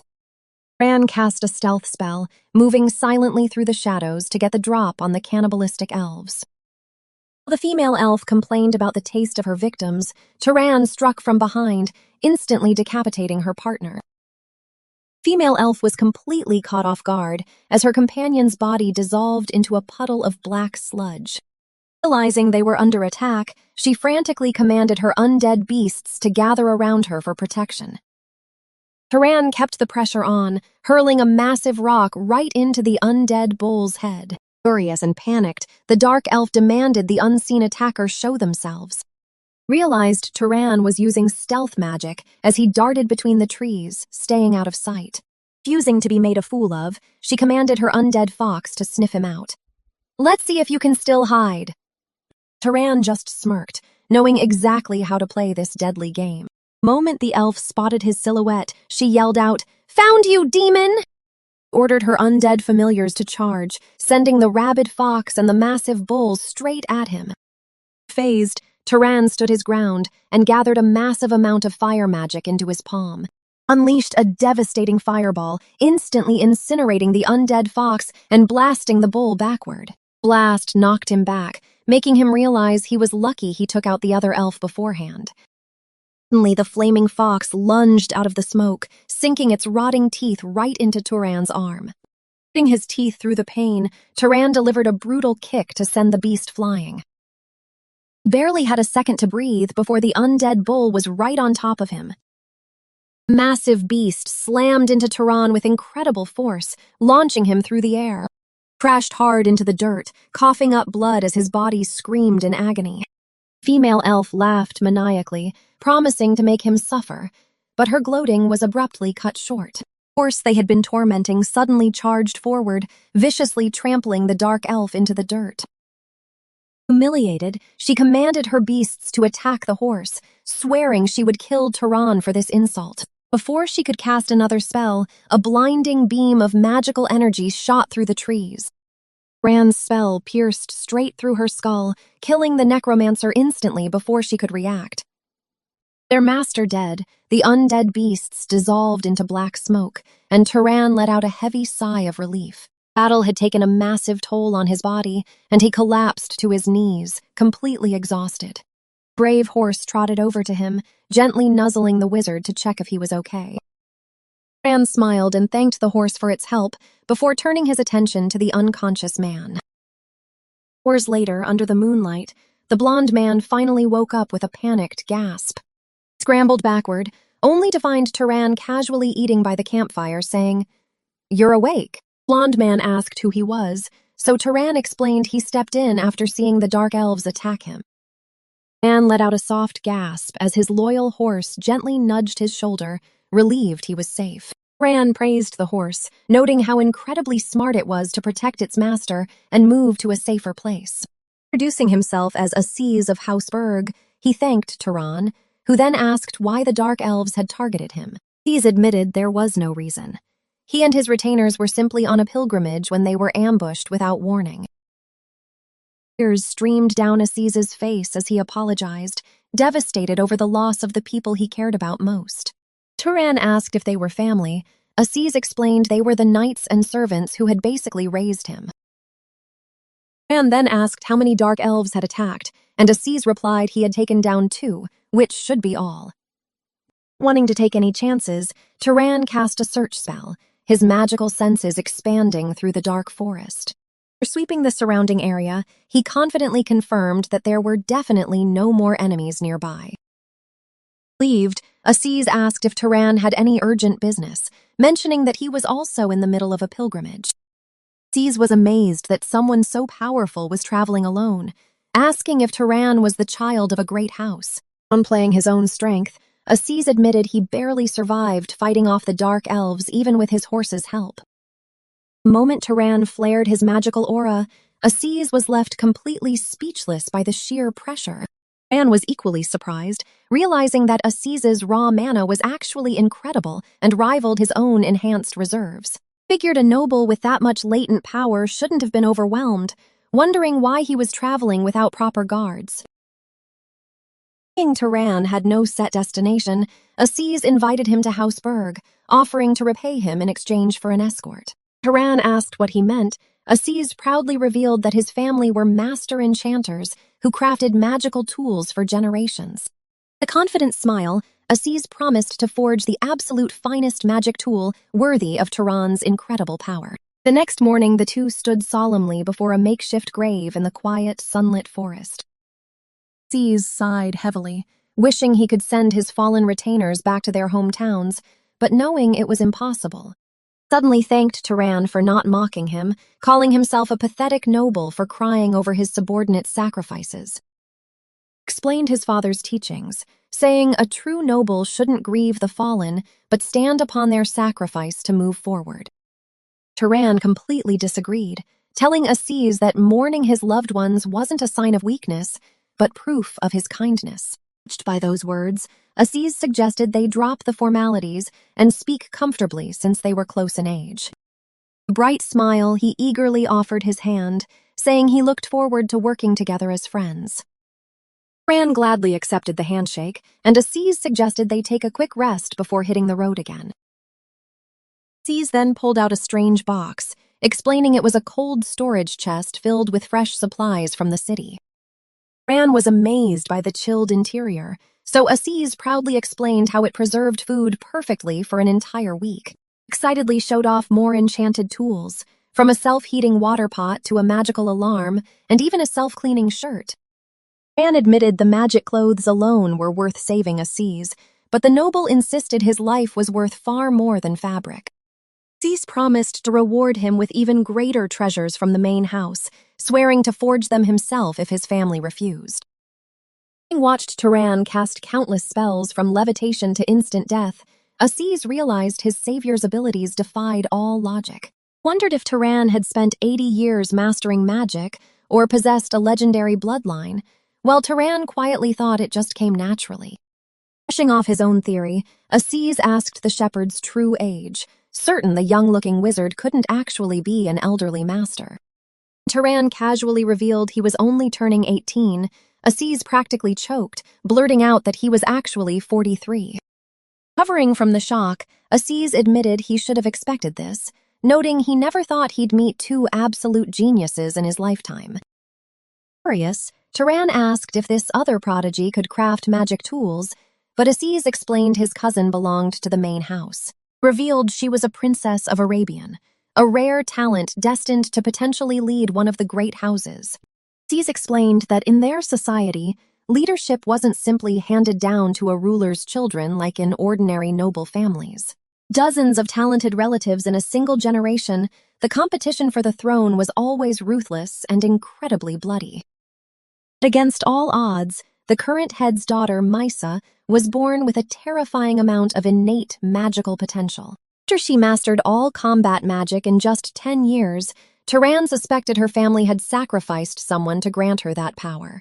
These confirmed that Maisa had literally devoured their late granduncle's magic, cementing her absolute supremacy over the entire great house. Deep conversation came to a halt when Aziz pointed ahead, proudly announcing they had finally reached their destination. Dense forest broke apart, revealing a massive sea of golden grass swaying gently under the bright afternoon sun. Had finally arrived at the Deccan Plains, the heavily guarded beating heart of the Central Arabian territory. Looming before them was the massive estate of House Berg-Zavillan, a towering fortress of white stone and pristine gardens. The moment they stepped inside, a frantic woman rushed forward, crying out in relief as she threw her arms around Aziz. Turan silently judged the 43-year-old man calling for his mommy. A stern noble approached, demanding Aziz show some dignity. Embarrassed, Aziz quickly introduced Turan, explaining that the young wizard had risked everything to save him from dark elf sorcerers. Mother erupted into a furious rage, vowing to march an army on the elves until the househead ordered her to calm down. Turning his piercing gaze to Turan, the househead demanded to know exactly which noble family the young wizard belonged to. Without missing a beat, Turan confessed he had no idea, explaining he was born to a commoner and never knew his father. Aziz was stunned by this revelation. His mother gracefully accepted it, declaring she would still reward the boy who saved her son. However, she offered to house him at the city's finest inn, prompting Aziz to angrily demand they host his savior in their own home. He quickly explained that bringing a stranger inside was too dangerous because they were currently hiding a very important and secretive guest. Suddenly, a cold voice echoed through the grand hall, and a dark-haired woman slowly emerged from the deep shadows. Aziz gasped as he recognized Maisa, the princess of Arabian, completely baffled as to why the greatest genius was hiding in his home. Anne noted she looked more like a walking corpse, right as Maisa confessed she was recovering from a near-fatal assassination attempt. Hearing about the assassination, Turan suspected an inside job, questioning how anyone could breach the heavily fortified main house. Maisa confirmed that her family had plenty of members with questionable loyalties before quietly excusing herself to rest. The tense conversation over, the head maid was instructed to show Turan to the estate's second-best guest room. Plush accommodations were a far cry from his shepherd days, and Turan slept deeply until the morning light woke him. Unable to sleep any longer, he decided to take a quiet morning stroll through the grand, empty hallways. His peaceful walk was interrupted by Aziz, who cheerfully greeted him and asked why he was wandering around alone. Anne pointed out the fascinating magic lanterns on the walls, but Aziz completely dismissed the intricate craftsmanship. Suddenly, a massive crack of golden lightning illuminated the nearby window, making Turan flinch in surprise. Aziz casually explained that it was just Maisa practicing her magic, noting that she was always incredibly diligent. Watching the sky light up, Turan realized he was witnessing the legendary storm bloodline magic of the Arabian family. Staring at the destructive power, Aziz admitted he envied her, feeling like she was transforming into a literal god. Turan confessed he was curious about her strength, but felt it was too dangerous for a suspicious outsider to approach her. Aziz promised to vouch for him, finally admitting he was dying to know who was stronger between Turan and Misa. Turan realized this was Aziz's true motive all along. As the young noble confessed, he was holding on to a petty grudge. Wanting to see the perfect princess frustrated for once, Aziz led Turan to the courtyard and called out to her. Misa recognized Turan from the night before and coldly asked what brought the two of them to her training grounds. Aziz smugly suggested they join her, mocking her by bringing up a childhood memory where he learned a spell much faster than her. Turan quickly apologized for the insult, and annoyed Aziz declared that Turan's magical talent was second to none. Pushing his luck even further, Aziz boldly proposed that Turan and Misa face off in a magic duel. Misa quietly repeated the word, her expression unreadable as she locked her piercing gaze directly onto Turan. Without warning, her eyes flared with terrifying magical energy, sending a violent shiver straight down Turan's spine. Massive bolts of golden lightning erupted into the sky as she unleashed the full, unrestrained fury of her aura. Raw, crackling power of the storm enveloped her entirely, proving exactly why she was the family's greatest genius. Turan stumbled backward in genuine shock, completely overwhelmed by the sheer, suffocating density of her mana. The violent storm finally cleared. Turan stood frozen before her, realizing the massive gap in their raw power. Panting heavily and dripping with cold sweat, he struggled to compose himself after feeling that immense, crushing pressure. Swallowing his pride, Turan honestly admitted to her that he was absolutely no match for her overwhelming strength. Misa remained completely silent, her intense gaze still analyzing him as if waiting for a real challenge. Aziz quickly stepped in, clarifying that while Turan lacked raw mana, his true strength lied in his terrifying learning speed. Hearing Aziz call him an unmatched genius, Misa's competitive spirit ignited, and she challenged Turan to prove his worth. Turan proposed a simple game. How about we each show a magic the other doesn't know, and whoever succeeds first wins? Misa confidently accepted. To keep things fair, she promised not to use her unique bloodline magic and decided to go first. Focusing her mana, she summoned a tiny, glowing sprout from the stone floor right in front of them. In a split second, that harmless sprout erupted into massive, whipping vines that completely caught Aziz off guard. Vines hoisted Aziz high into the air. Looking smug, Misa asked Turan if he could replicate her plant manipulation. While Aziz dangled helplessly, Turan carefully analyzed the situation, ignoring his friend's dizzy screams to focus on the spell's core. Kneeling down, Turan realized that just as fire magic only manifests burning, this plant spell wasn't creating life from nothing. Deduced, it was simply accelerating the seeds already buried in the dirt. In other words, it's not creation, but growth! Turan channeled his mana into the earth, instantly replicating the exact same magical surge Misa had used. Misa was completely stunned. Turan had figured out the spell's true nature just by looking at it for a few seconds. Dropping Aziz to the ground, Misa finally admitted that Turan was a genius, then demanded to see what he could cast. Turan hesitated, knowing that revealing his true Zahar bloodline magic here would practically be suicide, so he needed an alternative. Looking around for inspiration, he reached his hand into the nearby bushes to grab a living test subject. A wild rat scurried out. Unimpressed, Misa scoffed, asking if simple animal manipulation was the best he could do. Turan calmly caught the creature. Of course not. This creature is just the material. His eyes glowed with an eerie blue light as he flooded the struggling rat with a terrifying, unnatural aura. Instantly, the life was drained away, leaving the rat as a shriveled, mummified husk in his palm. Misa watched in absolute shock. Picking up the lifeless creature, Turan declared he was done. Her pride wounded, Misa fiercely stated it was her turn. Refusing to be outdone by a shepherd, she quickly snapped her fingers to capture another rat running across the courtyard. Enveloping the creature in her golden mana, she closed her eyes and tried to force the exact same decaying effect. The rat just kept struggling. Sweating profusely, Misa realized Turan's spell wasn't simple magic at all. Aziz called the display creepy, while Turan casually wondered how a prestigious noble family didn't know such a basic concept. In her struggle, Aziz suggested they just declare Turan the winner, but that only enraged Misa's competitive spirit even more. Knew that triggering a natural phenomenon required a perfect understanding of its cause, which she completely lacked. Without perceiving how the rotting effect actually worked, her spell was incredibly inefficient, draining her energy rapidly. Desperate to win, she decided the only way to compensate for her lack of understanding was to force it with sheer mana.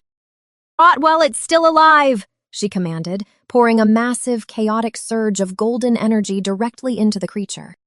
Overwhelming power forcibly decayed the rat, tearing its life away through brute magical force rather than skill. Panting heavily and completely exhausted, Misa held up the shriveled rat and weakly mumbled that she had done it. The sheer mana drain was too much for her body. Her eyes rolled back, and she collapsed as Aziz screamed her name. Aziz frantically yelled for Misa to wake up, but Turan realized something was wrong, knowing mere mana depletion shouldn't cause a total collapse. He saw that her condition was much worse than simple exhaustion. She didn't even have the physical strength left to sustain her own body. Realizing there were no healers around, Turan scooped her up. He ordered Aziz to fetch water, salt, and the adults immediately. Carrying her inside, Turan was shocked by how light she felt. Her fragile body had completely given out the second her remaining mana vanished. Sometime later, Misa finally groaned and opened her eyes. Her anxious aunt immediately leaned over the bed, asking if she was conscious. Confused, Misa asked what happened. Her aunt explained that Aziz saw her suddenly faint while practicing magic with their guest. Aunt assured her they were keeping Turan locked up, but Misa panicked, shouting that it was entirely her own fault. Calming her down, the aunt gently offered some soup.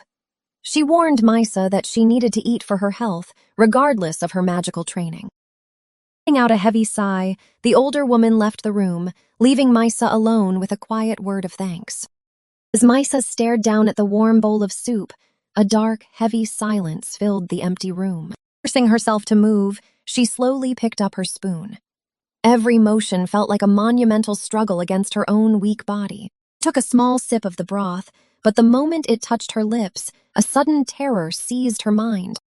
Horrifying visions flashed before her eyes.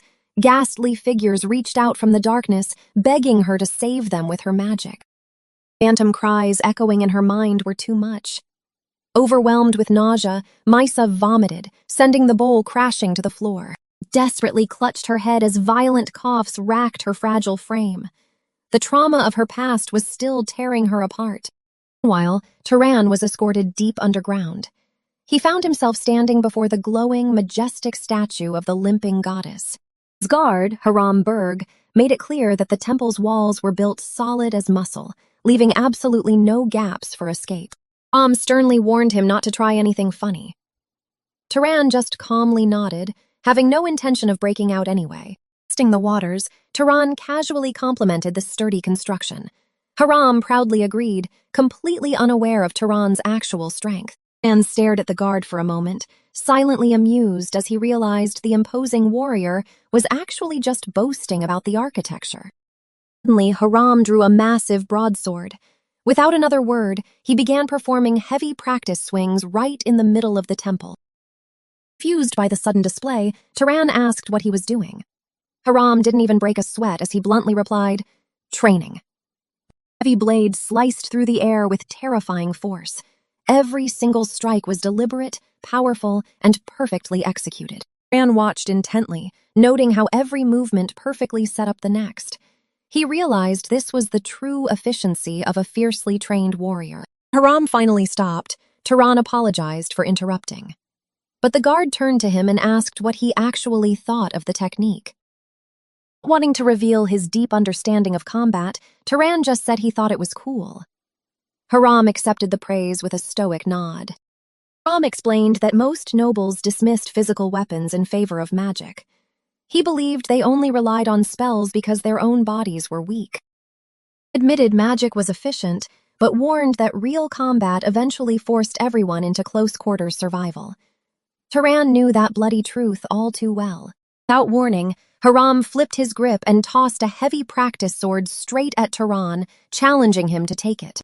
Turan caught it, questioning if it was wise to arm a suspicious prisoner. But Haram confidently replied that a weapon wouldn't change a thing.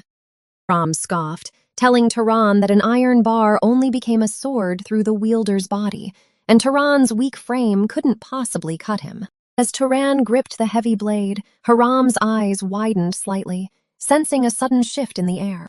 Without hesitation, Turan flooded the practice sword with his swirling blue mana, ready to prove the warrior wrong. Turan knew his physical limits, but he wasn't about to rely on muscle alone to win this exchange. Haram watched intently, curious to see how the young wizard planned to overcome the sheer weight of the weapon. The blue aura flared brighter, the heavy iron bar suddenly felt light as a feather in Turan's hands. Haram furiously yelled at him to stop pouring mana into the blade, forcing Turan to drop his magical enhancement.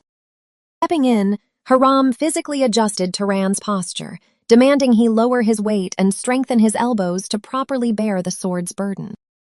After drilling him through repetitions, Haram noted Turan's excellent physical vessel, eager to push the boy's body to its absolute limits.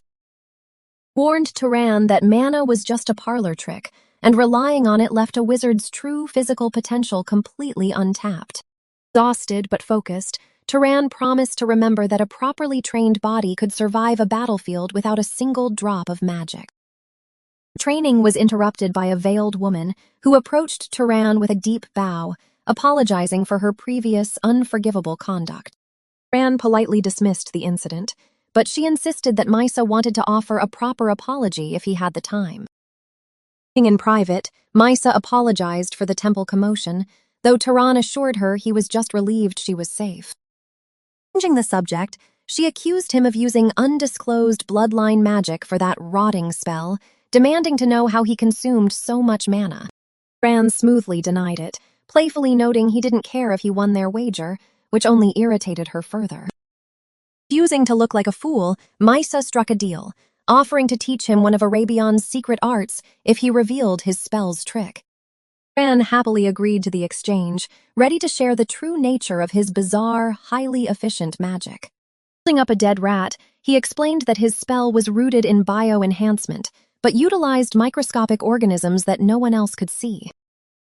Realizing her brute force method was wildly inefficient compared to his technique, Maisa angrily admitted defeat, refusing to count her reckless mana usage as a win. He stubbornly asked Turan to tell Aziz their bet was a draw, unwilling to let the arrogant guy gloat over her failure. Determined to pay her end of the bargain, Maisa searched her room for a suitable reward, eventually grabbing a simple wooden comb. Dramatically rubbed the comb against her clothes, demonstrating how the friction caused objects to attract each other as a profound, secret art. Before she could finish, Turan casually identified it as static electricity, leaving Maisa completely stunned that he already knew. Humiliated that her great secret was common knowledge, she promised to find something he didn't know to properly repay her debt. She proposed they train together from now on, quickly clarifying it was only to settle her debt, not because she wanted to. Anne smiled and agreed to meet her in the garden every evening, completely unaware of the lavish feast awaiting him next. Dinner, Aziz was shocked by the incredibly extravagant spread, noting it looked like a meal prepared for the Lord of Arabian himself. Mother quickly silenced him, while Turan nervously sweat-dropped, realizing this was definitely no ordinary dinner invitation. Straight to business, the veiled woman asked Turan what specific, powerful magic tool he wanted in exchange for saving her son's life. Turan requested a defensive magic tool, explaining that while harming others with magic is easy, protecting oneself from surprise attacks is much harder. Blonde head wizard immediately volunteered to craft it himself, noting he just finished a commission for the main house and had plenty of time. Suggested embedding defensive mana into everyday jewelry like a ring or necklace, so Turan could carry it safely at all times. Promising to finish the artifact in exactly 1 month, the wizard proudly noted that young Mello's skills were already catching up to his own. Aziz's mother pointed out the immense value of this gift, highlighting that their master enchanter would dedicate an entire month to forging it. Anne felt the reward was far too excessive, but she insisted her son's life was worth it, ordering Turan to stay as their guest. Next day, Aziz led Turan through the bustling town, mentioning that his mother had taken a real liking to Turan's relentless work ethic. Aziz warned that his mother actually wanted to recruit him, planning to put Turan in her debt before tempting him with a pretty noblewoman. This deeply troubled Turan, but Aziz laughed it off, assuring him he wouldn't actually be forced into an arranged marriage just for accepting the gift. Noticing Turan had free time until his evening training, Aziz threw an arm around him and dragged him off to enjoy the city's entertainment. Turan originally planned to spend the entire afternoon studying magic, but Aziz insisted that life was far too short to waste such a beautiful day. First stop was a noisy gambling hall, but Turan immediately shook his head and refused to waste his hard-earned money on a roulette wheel. Conceding defeat, Aziz playfully surrendered and led his friend away from the casino, opting to show him around the lively local marketplace instead. As they entered a lively tavern, Turan froze, his eyes locking onto a worn wanted poster pinned to the public board. He recognized the rugged face instantly. It was Kiorn, a man whose legend had been deeply etched into Turan's memory. Could it really be the same Kiorn? Turan remembered the stories of the legendary knight who always faced danger with a fearless smile. On cue, the tavern actors began performing the famous tale of Kiorn, leading the warriors of Arabian into the demon desert. The dramatic play concluded, Turan enthusiastically applauded the performance, telling a grinning Aziz that the legendary story was genuinely incredible. Real Kiorn always claimed to be just an ordinary knight, so Turan quietly hoped he could meet him someday to uncover the truth. Very next morning, Turan woke up staring blankly at the ceiling, absolutely dreading the intense physical conditioning that awaited him. Massive, muscular instructor loomed over his bed, casually asking if he had rested well before demanding Turan get up for his morning drills. The man had noticed Turan's strong magical vessel the day before, declaring it was time to physically toughen up his scrawny wizard body. Reminding him that strength is forged through suffering, the instructor challenged him. Turan reluctantly agreed, knowing this pain would ultimately make him stronger. Suddenly, Aziz burst into the room, excited to talk about a new play, only to scream in sheer terror upon seeing his towering uncle. Uncle immediately offered to temper Aziz's weak body as well, prompting the terrified noble to make a pathetic excuse and sprint down the hallway. Watching his friend flee for his life, Turan broke out in a cold sweat, finally realizing just how brutal this training session was going to be. Minutes later, Turan was screaming in agony as he struggled to do push-ups with a massive steel plate crushing his back, pushed to his absolute limits. Just as his arms were about to snap, the brutal instructor finally called time, leaving Turan to collapse onto the floor in a breathless heap. Gasping for air, Turan admitted he was completely exhausted. His uncle smirked, noting that wizards were lucky they only had to endure this torture once. Explained that while ordinary fighters needed constant trials to maintain their physique, a wizard's internal mana would permanently lock their body in optimal condition. Rom grinned, explaining that once a wizard's body is forged into steel, it never weakens. Well then, you must be fully rested now, he teased. Turan panicked, trying to protest that he was still exhausted, but his uncle cut him off. I know, your body doesn't lie. Declaring that Turan had rested enough, the brutal instructor dragged him straight into weaponry and combat training, ignoring his agonizing screams. Despite the grueling daily torture, Turan had to admit that his days at House Berg were incredibly fulfilling. He spent his mornings dodging Haram's heavy strikes in a high-gravity room, then practiced intricate lightning magic with Misa. Evenings were entirely consumed by endless magical repetition, and before Turan even realized it, 3 grueling weeks had flown by. Despite his progress, his lightning spells were still wild and inaccurate, constantly missing the dead center of the targets. Turan sighed over another missed shot. Misa approached, noting that he was struggling far more than she had anticipated. Anne blamed his lack of Arabian roots. Misa admitted she couldn't really help, since to her, lightning magic just hit whatever she aimed at. Turan muttered that aiming was much harder than she thought, but their training was suddenly interrupted by a frantic shout. A breathless messenger rushed into the courtyard, relieved to have finally tracked down the elusive Lady Misa. Annoyed, Misa demanded to know why he was intruding, reminding him she had ordered the main house to leave her alone during her recovery. Messenger revealed the patriarch had summoned her, blurting out that a terrifying force of dark elves was rampaging in the south. Massive horde of corrupted dark elves had suddenly emerged from the shadows, leaving a trail of absolute destruction in their wake. Hearing that 3 entire cities had already fallen to the monstrous elves, Turan realized a massive expedition force was inevitable. The threat was growing rapidly, and the sheer number of corrupted elves meant a full-scale war was brewing for the noble houses. Recognizing the severity of the crisis, Maisa dismissed the messenger, promising she would return to the main house immediately. With a heavy sigh, Maisa prepared to leave, but suddenly turned to Turan, deciding she needed to repay him for cleansing her corruption. Clapping her hands together, she asked Turan a strange question. Did he know that electricity naturally flowed through the human body? Turan was completely clueless. Maisa smirked, explaining that this biological concept was actually a closely guarded secret teaching of the Arabian family. Offering to settle her debt by teaching him this secret, Maisa explained how sensory organs send tiny electrical signals straight to the brain. Tapped her temple, detailing how the brain processes those electrical pulses and instantly fires new signals to command the body's movements. Fran struggled to grasp the advanced biology, but listened intently when she asked what would happen if he accelerated that internal electricity using magic. Correctly guessed that his perception and reaction speeds would skyrocket. Impressed, Maisa decided to let him test it out immediately. Closing his eyes, Turan focused inward, tapping into the minute, natural electricity flowing through his own nervous system.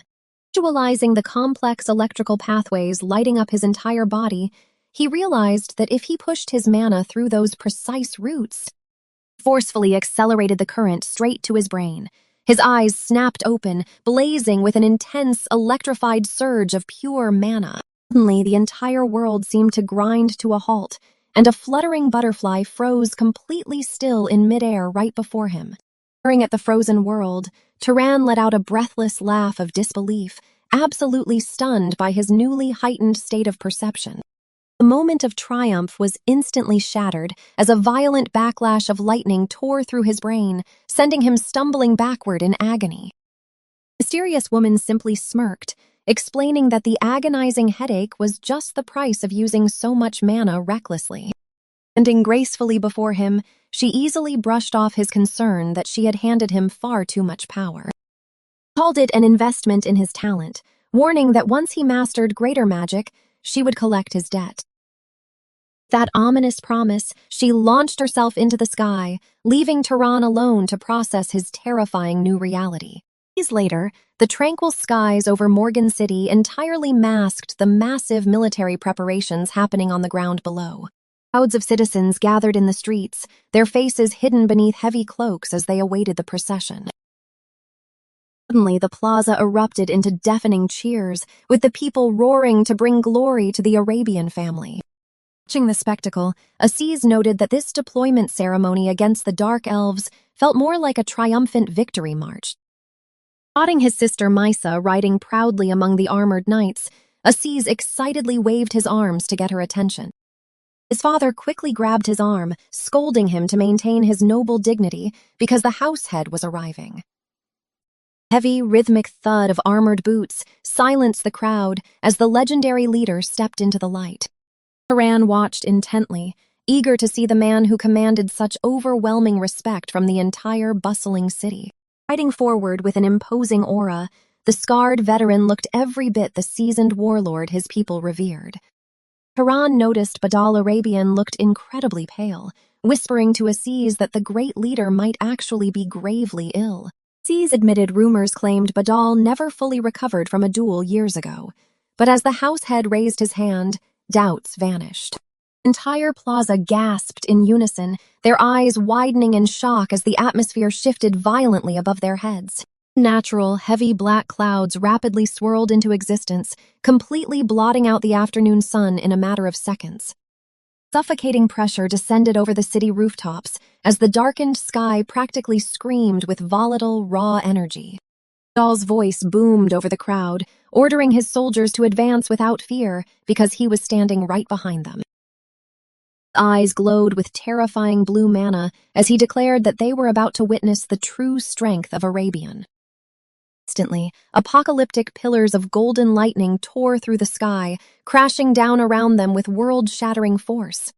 Citizens threw their hands up in absolute religious fervor, begging the Thunderlord for his eternal protection. Turan stared up at the blinding storm, completely overwhelmed by the sheer scale of the family's true power. Realized that even with a broken body, Badal Arabian firmly stood at the absolute pinnacle of magic. Devastating golden strikes illuminated the entire city, proving it was a force capable of overturning the very earth. Filling the gap in their abilities, Turan swore that someday he would reach that exact same level of mastery. Later, Aziz gifted Turan a magical bracelet, explaining that channeling mana into it would grant him the physical durability of a noble. Turan marveled at the artifact, knowing a treasure of this caliber was incredibly rare, just as Aziz's mother approached them. Softly asked if Turan would formally join their house, but he politely declined, knowing his journey wasn't over. He smiled knowingly, admitting Aziz had already warned her that Turan was a man destined for greater things who couldn't stay. Looking out the window, Turan vowed never to forget the house's kindness, declaring Aziz and the Berg family would be his friends forever. Stepping outside to finally begin his journey, he was met by Aziz and one of the estate's strict instructors.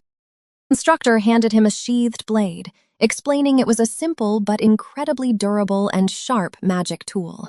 Turan clutched the weapon with genuine gratitude and thanked him, calling him teacher, which caught the strict man off guard. A warm smile broke across the old instructor's face as he turned and walked away, leaving the two friends to say their goodbyes.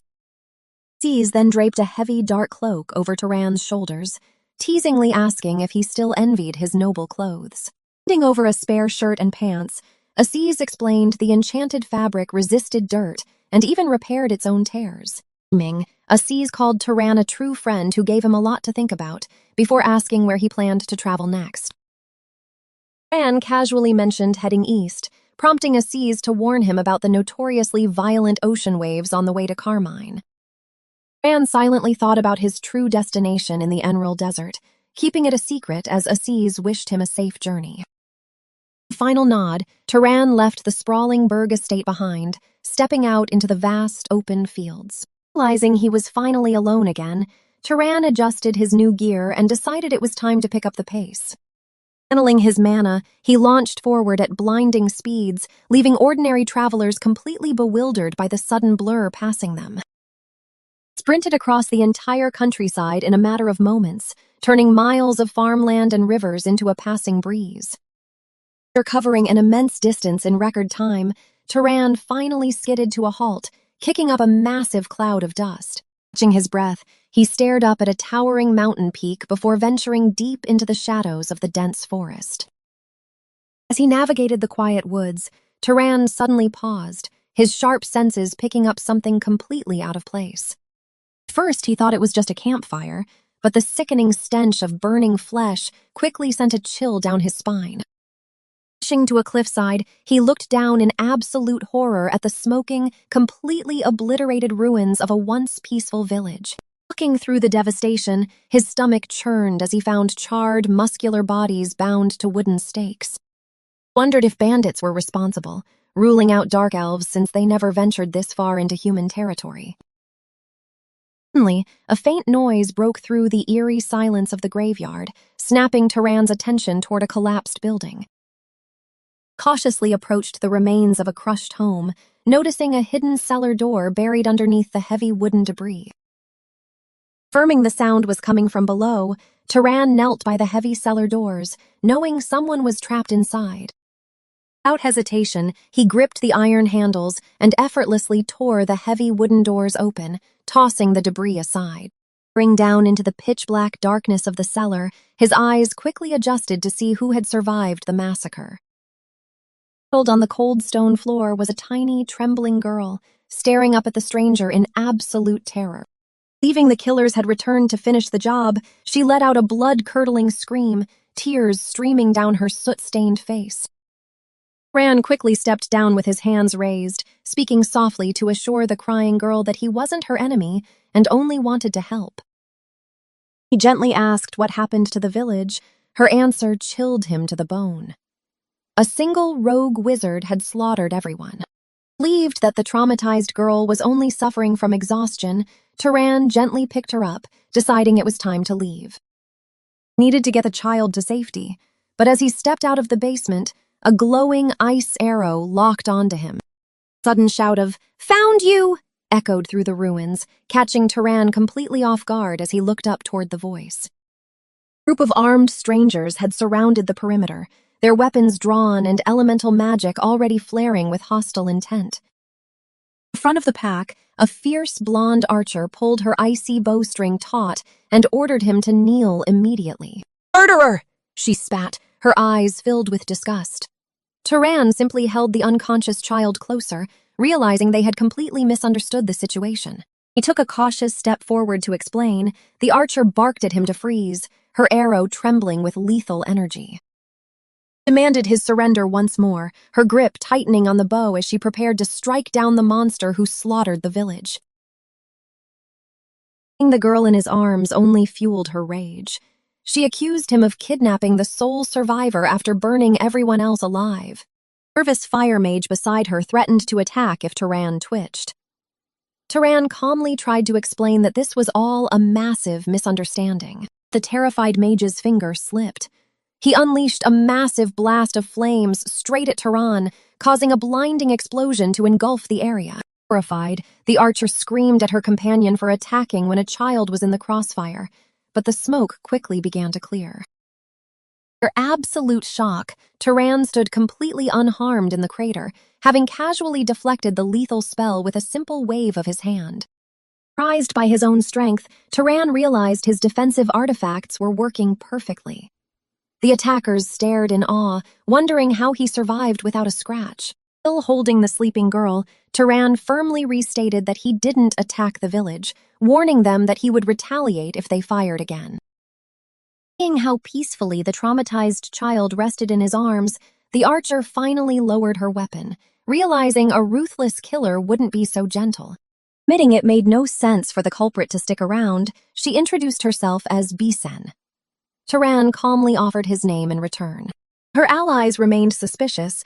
Turan assured them they could just ask the child when she woke up, since she witnessed the real slaughter.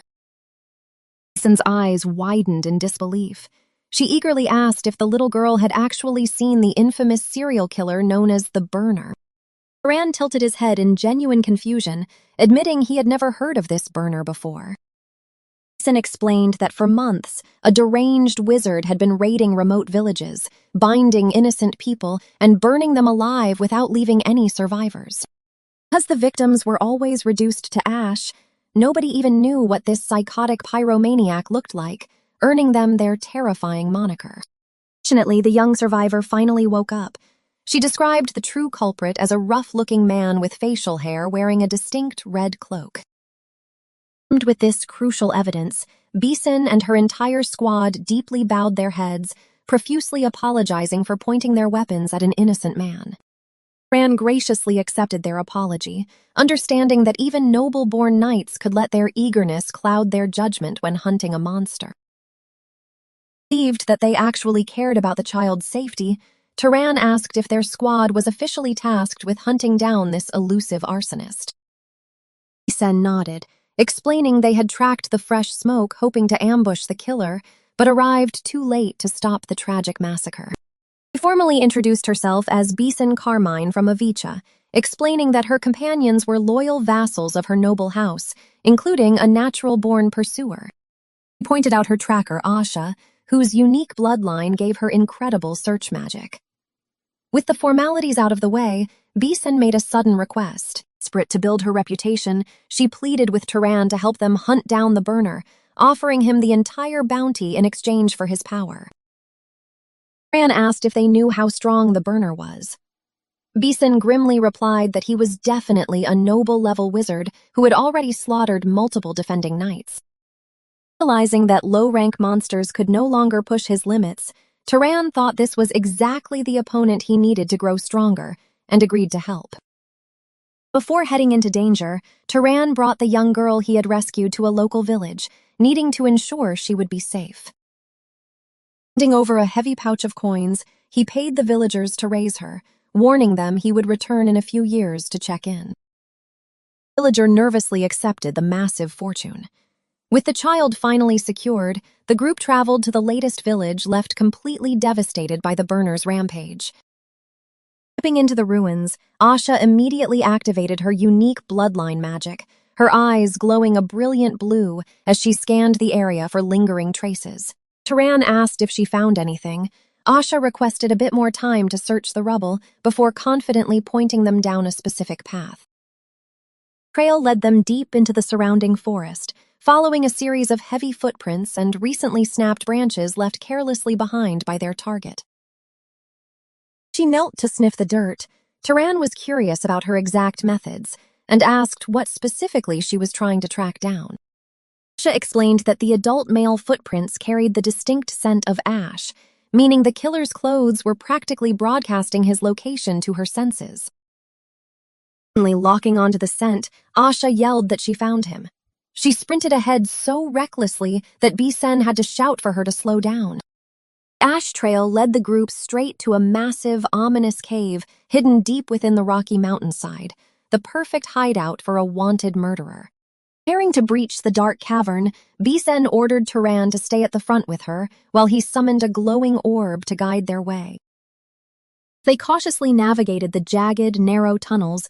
Bisen kept her guard up, quietly asking Asha if she could sense anyone lurking within the shadows. Getting nervously, the tracker confirmed there was exactly one person waiting further inside, meaning they were walking right into the notorious wizard's lair.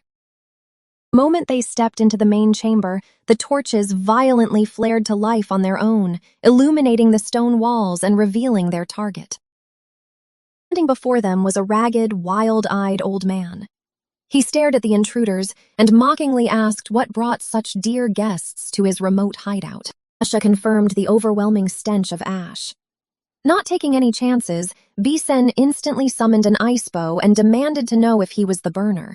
The old man just flashed a deranged, toothless smile. Claiming he didn't understand her accusations, he immediately raised his hand as blazing mana gathered in his palm. Without warning, he unleashed a massive, explosive torrent of flames that completely engulfed the tunnel, attempting to incinerate the entire party in one brutal strike. Devastating heat sent the vassals screaming as the fire washed over them, but Turan swiftly raised his hand, projecting a powerful barrier to block the blast. Thanks to Turan's quick reflexes, he and Bisen stood completely untouched behind his magical shield, leaving the deranged pyromaniacs staring in absolute shock at their survival. Seizing the opening, Bisen released her drawn bowstring. A razor-sharp arrow of pure ice tore through the fading flames and pierced directly into the old man's shoulder. Impact sent the burner crashing to the stone floor. Clutching his bleeding wound, he glared up at the hunters with a look of pure malice. Refusing to surrender, the crazed wizard let out a furious roar and slammed his blood-soaked palm violently against the cavern floor to activate his next spell.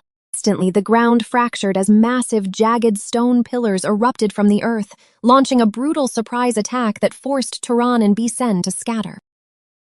Turan leaped backward to dodge the crushing rocks, completely caught off guard.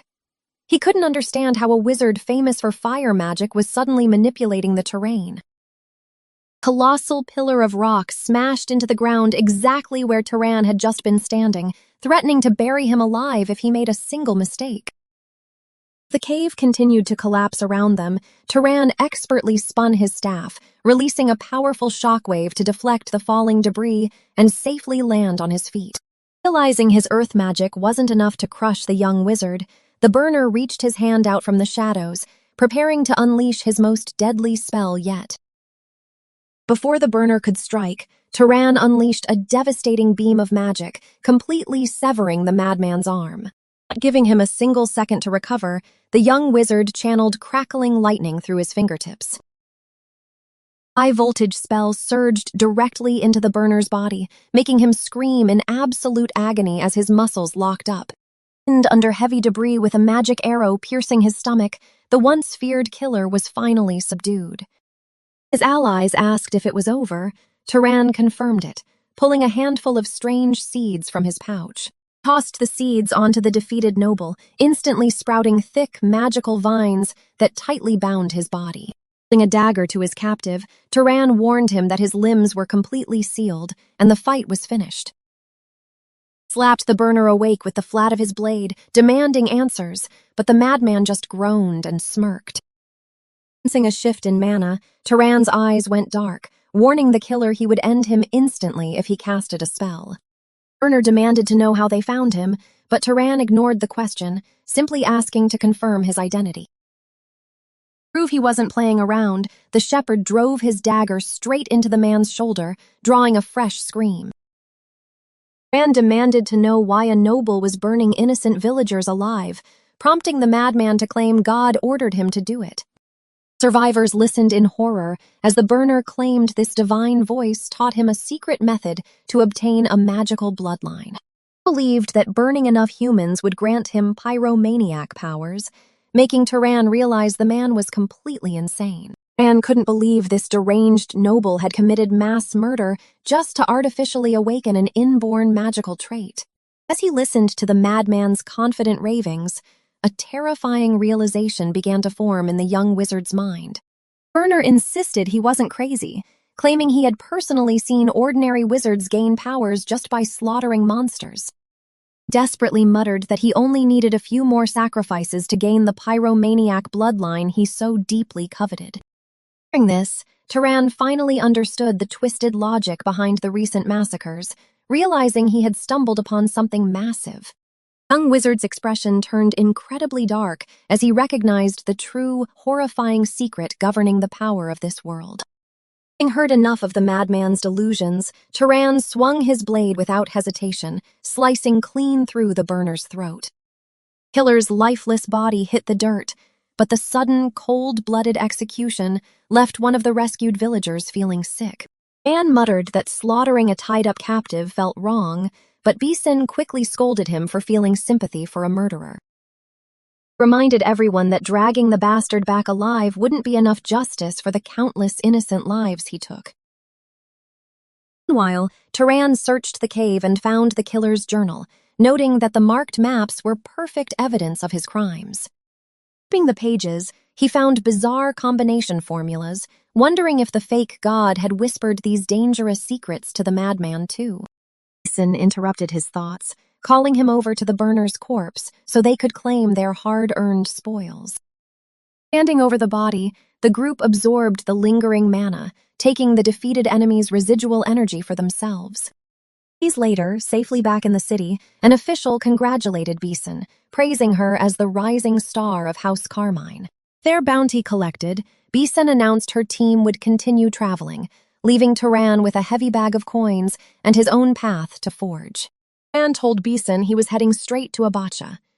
She promised to keep whatever secret they had learned quiet, knowing it could spark massive chaos. There was no solid proof yet. Turan agreed it was best left unsaid. With a final wave, he set off on his own journey. The path led him deep into a vast, unforgiving desert. The scorching sun beat down on him, but he pressed on without hesitation. As he walked, he noticed a sudden shift in the air. The dry heat was gradually being replaced by a heavy, clinging humidity. Testing his mana, Turan summoned a small flame, realizing his fire magic was suddenly burning through his reserves much faster than usual. On the flip side, shaping water magic felt completely effortless. He quickly pieced together what this sudden shift in the environment meant. Casting a massive sand dune, the blinding sun revealed a sprawling city on the horizon. He wondered if this was finally Abacha. Making his way into the bustling coastal town, Turan sought out a local tavern, looking for a ship to cross the treacherous waters ahead. Outside, a group of sailors were complaining about tomorrow's voyage, terrified of the merfolk that constantly hurled harpoons at their hull. The captain grumbled about pirate attacks, wishing out loud that they had a skilled knight to keep them from paying out funeral expenses instead of wages. Seizing the opportunity, Turan approached the scarred captain and asked if his crew was heading toward the deadly Enril Desert. The captain scoffed, warning him that taking on a passenger meant leaving behind a barrel of booze, which strictly went against his principles. Without a word, Turan tapped the captain's mug, instantly freezing it solid with a casual surge of ice magic. Sailors jumped from their seats in shock, stammering about why a great knight was in their humble pub, but Turan just asked to be hired. Explained he didn't want to be a passenger, offering to fend off any pirates or merfolk as payment for his passage to the desert. The captain warned him they couldn't afford a knight's salary or proper lodgings, but Turan didn't care as long as he reached his destination. Thrilled by the absolute bargain, the captain eagerly welcomed their new protector aboard, telling him to join the crew at once. The very next morning, Turan set sail across the sparkling sea. But while his journey was peaceful, absolute chaos was erupting elsewhere. Far away, a fortress city was engulfed in raging flames. A young soldier gasped for breath, desperately trying to survive the carnage. Towering, glowing-eyed monstrosity let out a deafening roar, charging through the burning wreckage to slaughter anyone in its path. Soldiers clashed with the beasts in a brutal melee, but the sheer physical strength of the monsters quickly overwhelmed their defenses. Despite their best efforts, the front line was rapidly crumbling, and the terrified men realized they were about to be completely wiped out. Just as the young soldier braced for a gruesome death, the sky above them darkened, and the clouds violently crackled with golden mana. A massive pillar of lightning struck the battlefield with explosive force, instantly vaporizing the entire horde of monsters in a blinding flash. Floating down from the smoke like an avenging angel, a dark-haired wizard gracefully landed before the stunned survivors. The soldier practically bowed in gratitude, but the woman, Misa, simply told him to get up and rejoin his unit. Moments later, Vice Captain Kadram of the Arabian force arrived on the scene, checking to see if his niece was injured from the blast.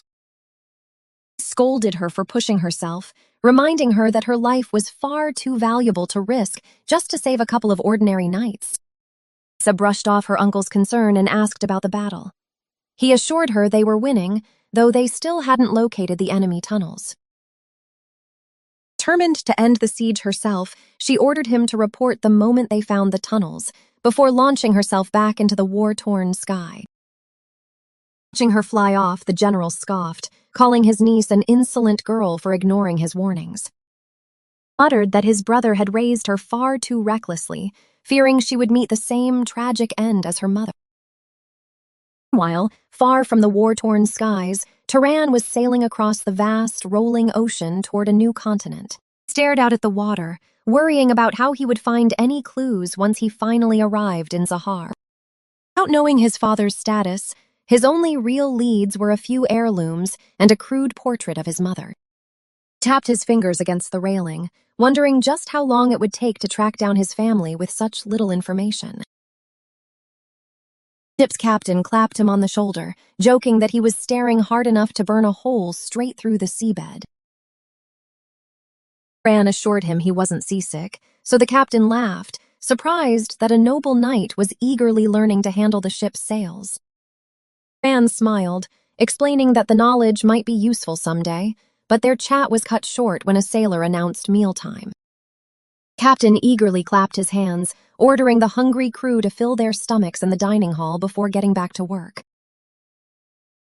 Sitting below deck, an older sailor told Turan that while the ship's pickled cabbage tasted horrible, it prevented deadly gum disease. The old man explained that sour food cured the bleeding gums, a fascinating bit of survival knowledge that Turan realized must have spread over generations. The sailor grimly noted that desperate men used to eat raw merfolk before that cure, but their meal was suddenly interrupted by a frantic shout. Lookout spotted a medium-sized vessel rapidly approaching from 2 o'clock, sparking immediate panic among the crew that it might be pirates. Peering through his spyglass, the captain confirmed their worst fears, noticing the approaching ship was flying no house crest whatsoever. The old sailor cursed their luck, muttering that the clear weather had been going way too smoothly for them not to run into pirates. Crew immediately scrambled to arm themselves with swords and axes, asking the captain if they should try to outrun the enemy vessel. The captain warned that the pirates were faster, but if the wind held, they might be able to reach a nearby island to escape. Lowering his spyglass with a grim expression, the captain turned back to Turan and asked if the young knight would be all right in a fight. Turan didn't even flinch, calmly stating that as long as there were no elite knights or nobles aboard, they wouldn't be a problem. Testing the wizard's confidence, the captain ordered the crew to turn the ship and engage, prompting the sailors to roar for blood. Two vessels rapidly closed the distance as the bloodthirsty pirates screamed at them to stop the ship immediately. Pirate captain promised to spare them if they surrendered, but the old sailor knew they would just chop off their legs and drown them. Hearing the cruel intent behind the pirates' laughter, Turan realized there was no point in negotiating and stepped forward to handle the threat. Without a moment of hesitation, the young wizard launched himself through the air, soaring straight across the massive gap between the two ships. Crashed down onto the enemy deck like a meteor, his heavy landing instantly knocking one of the stunned pirates off his feet. Pirates drew their blades in absolute shock, but before they could even attack, the ocean water beside the ship began to violently bubble. Massive, razor-sharp spikes of magical ice erupted from the sea, tearing through the wooden deck and instantly impaling the surrounding pirates. The pirates screamed in agony. Turan smiled coldly, deciding that if these men were monsters, he had no reason to hold back. Channeling a terrifying surge of blue mana into his hand, Turan declared that there was absolutely no need to go easy on them. Massive ice spikes shot through the deck, throwing the pirates into a panic as they desperately ordered their men to kill him. Turan unleashed a brutal barrage of ice magic, deciding that if these men were true monsters, then there was absolutely no reason for him to hold back or show any mercy. Surrounded by their dead crewmates, the surviving pirates rallied, screaming that if they didn't kill the wizard, they'd all die anyway. Charged at him from all sides, completely unaware that Turan was already preparing his next move. Drawing moisture from the air, a massive vortex of rushing water spiraled around him. Water instantly froze into a jagged, solid ice sword, easily blocking the first pirate's strike. Without hesitating, Turan countered, cleanly slicing down the axe-wielding thug. Pirates screamed to keep up the attack, but Turan effortlessly parried their dual swords. Moving with lethal precision, he danced through their ranks, his frozen blade tearing through them one by one. He smoothly dodged a spear thrust, swinging his icy weapon in a wide, devastating arc. Grabbing the attacker's weapon, Turan pulled the man forward and drove his ice blade straight through his chest. Massive brute tried to crush him from behind with a giant mace, but Turan calmly stepped back. Channeling even more mana into his frozen weapon, the blade began to glow with intense power. Unleashed a sweeping crescent wave of ice magic, cutting down multiple attackers in a single brutal strike. Men fell around him. A desperate pirate managed to sneak up behind Turan, screaming for him to die. Thug drove his dagger right into the back of Turan's neck with all his might. Thinking they finally had him, the pirate called for the others to finish the job, but his triumphant smile quickly vanished. Turan didn't even flinch, turning to give the man a terrifying, dead-eyed glare. The pirate stammered in horror as he realized his blade couldn't even pierce the wizard's skin. Before they could react, lethal ice spikes erupted directly from Turan's body, instantly impaling the men holding him. Breaking free from the corpses, Turan vaulted backward, landing gracefully in front of the remaining crew. Dashed forward as a blur of motion, systematically slaughtering the last standing pirates with blinding speed. Screams of agony echoed across the ship until finally, Turan stood alone in the silence. Battle was over, leaving the deck completely littered with the bodies of the pirate crew. Allied captain walked up laughing, joking that Turan wiped them out so cleanly his own men had nothing left to do. The crew cheered his victory. One man nervously suggested the knight go see a physician for his wounds. Turan just smiled calmly, assuring them he wasn't hurt at all. Every drop of blood on him belonged to the pirates. Here in the cabin, the captain revealed the pirate ship was actually a stolen merchant vessel from Abacha. As Turan won the battle single-handedly, the captain grinned and congratulated the shepherd wizard on becoming a brand new ship owner. Turan asked how to handle the stolen vessel. The captain explained returning it would take months of miserable bureaucratic paperwork. Instead, he pointed to their map, suggesting they sell it at the northern sea islands right along their current route. The area was desperate for ships, but sailing a vessel that massive would require the captain to mobilize his own crewmen. Knowing he couldn't sail it alone, Turan offered the captain a generous 20% cut to handle all the logistics. The captain eagerly accepted the deal, promising to use his local connections to fetch the highest possible price.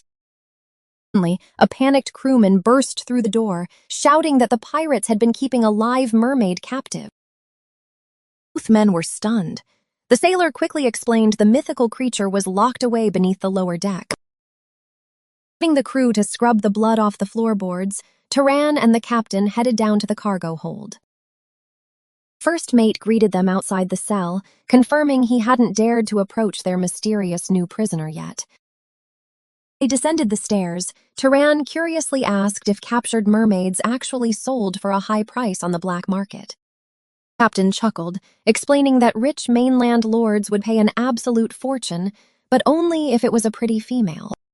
Pushing open the heavy wooden door, Turan stepped into the damp room to inspect their newly acquired exotic cargo. Sitting helplessly on the wooden floor was a small, blue-skinned creature bound tightly in thick ropes, looking completely miserable. The captain let out a disappointed sigh, realizing the captive was just a male and completely worthless to the rich nobles. He noted that male mermaids sold for pennies, unless they were legendary royals capable of transforming into giant fish. Insulted by their words, the creature snapped back, declaring himself as Armani, the 47th prince of the North Estadale Kingdom. The captain assumed the prisoner was just bluffing to survive and challenged the supposed prince to prove it by transforming. Armani anxiously protested, arguing that his royal metamorphosis only worked if he was completely submerged in the ocean water. Convinced, the captain whispered that the creature was just playing tricks, and asked Turan how he wanted to handle it. Staring coldly at the trembling captive, Turan casually mentioned that he heard mermaids often enjoyed eating human flesh. A dark look in his eyes, Turan bluntly declared he would just kill the worthless creature right then and there. Mani froze in sheer terror, his eyes widening as he realized this terrifying human wizard wasn't bluffing about executing him. Raising his hand, Turan summoned a swirling orb of deadly blue mana, ready to erase the mermaid from existence. Complete panic set in as Armani thrashed against his tight bindings, screaming at the humans to stop their madness.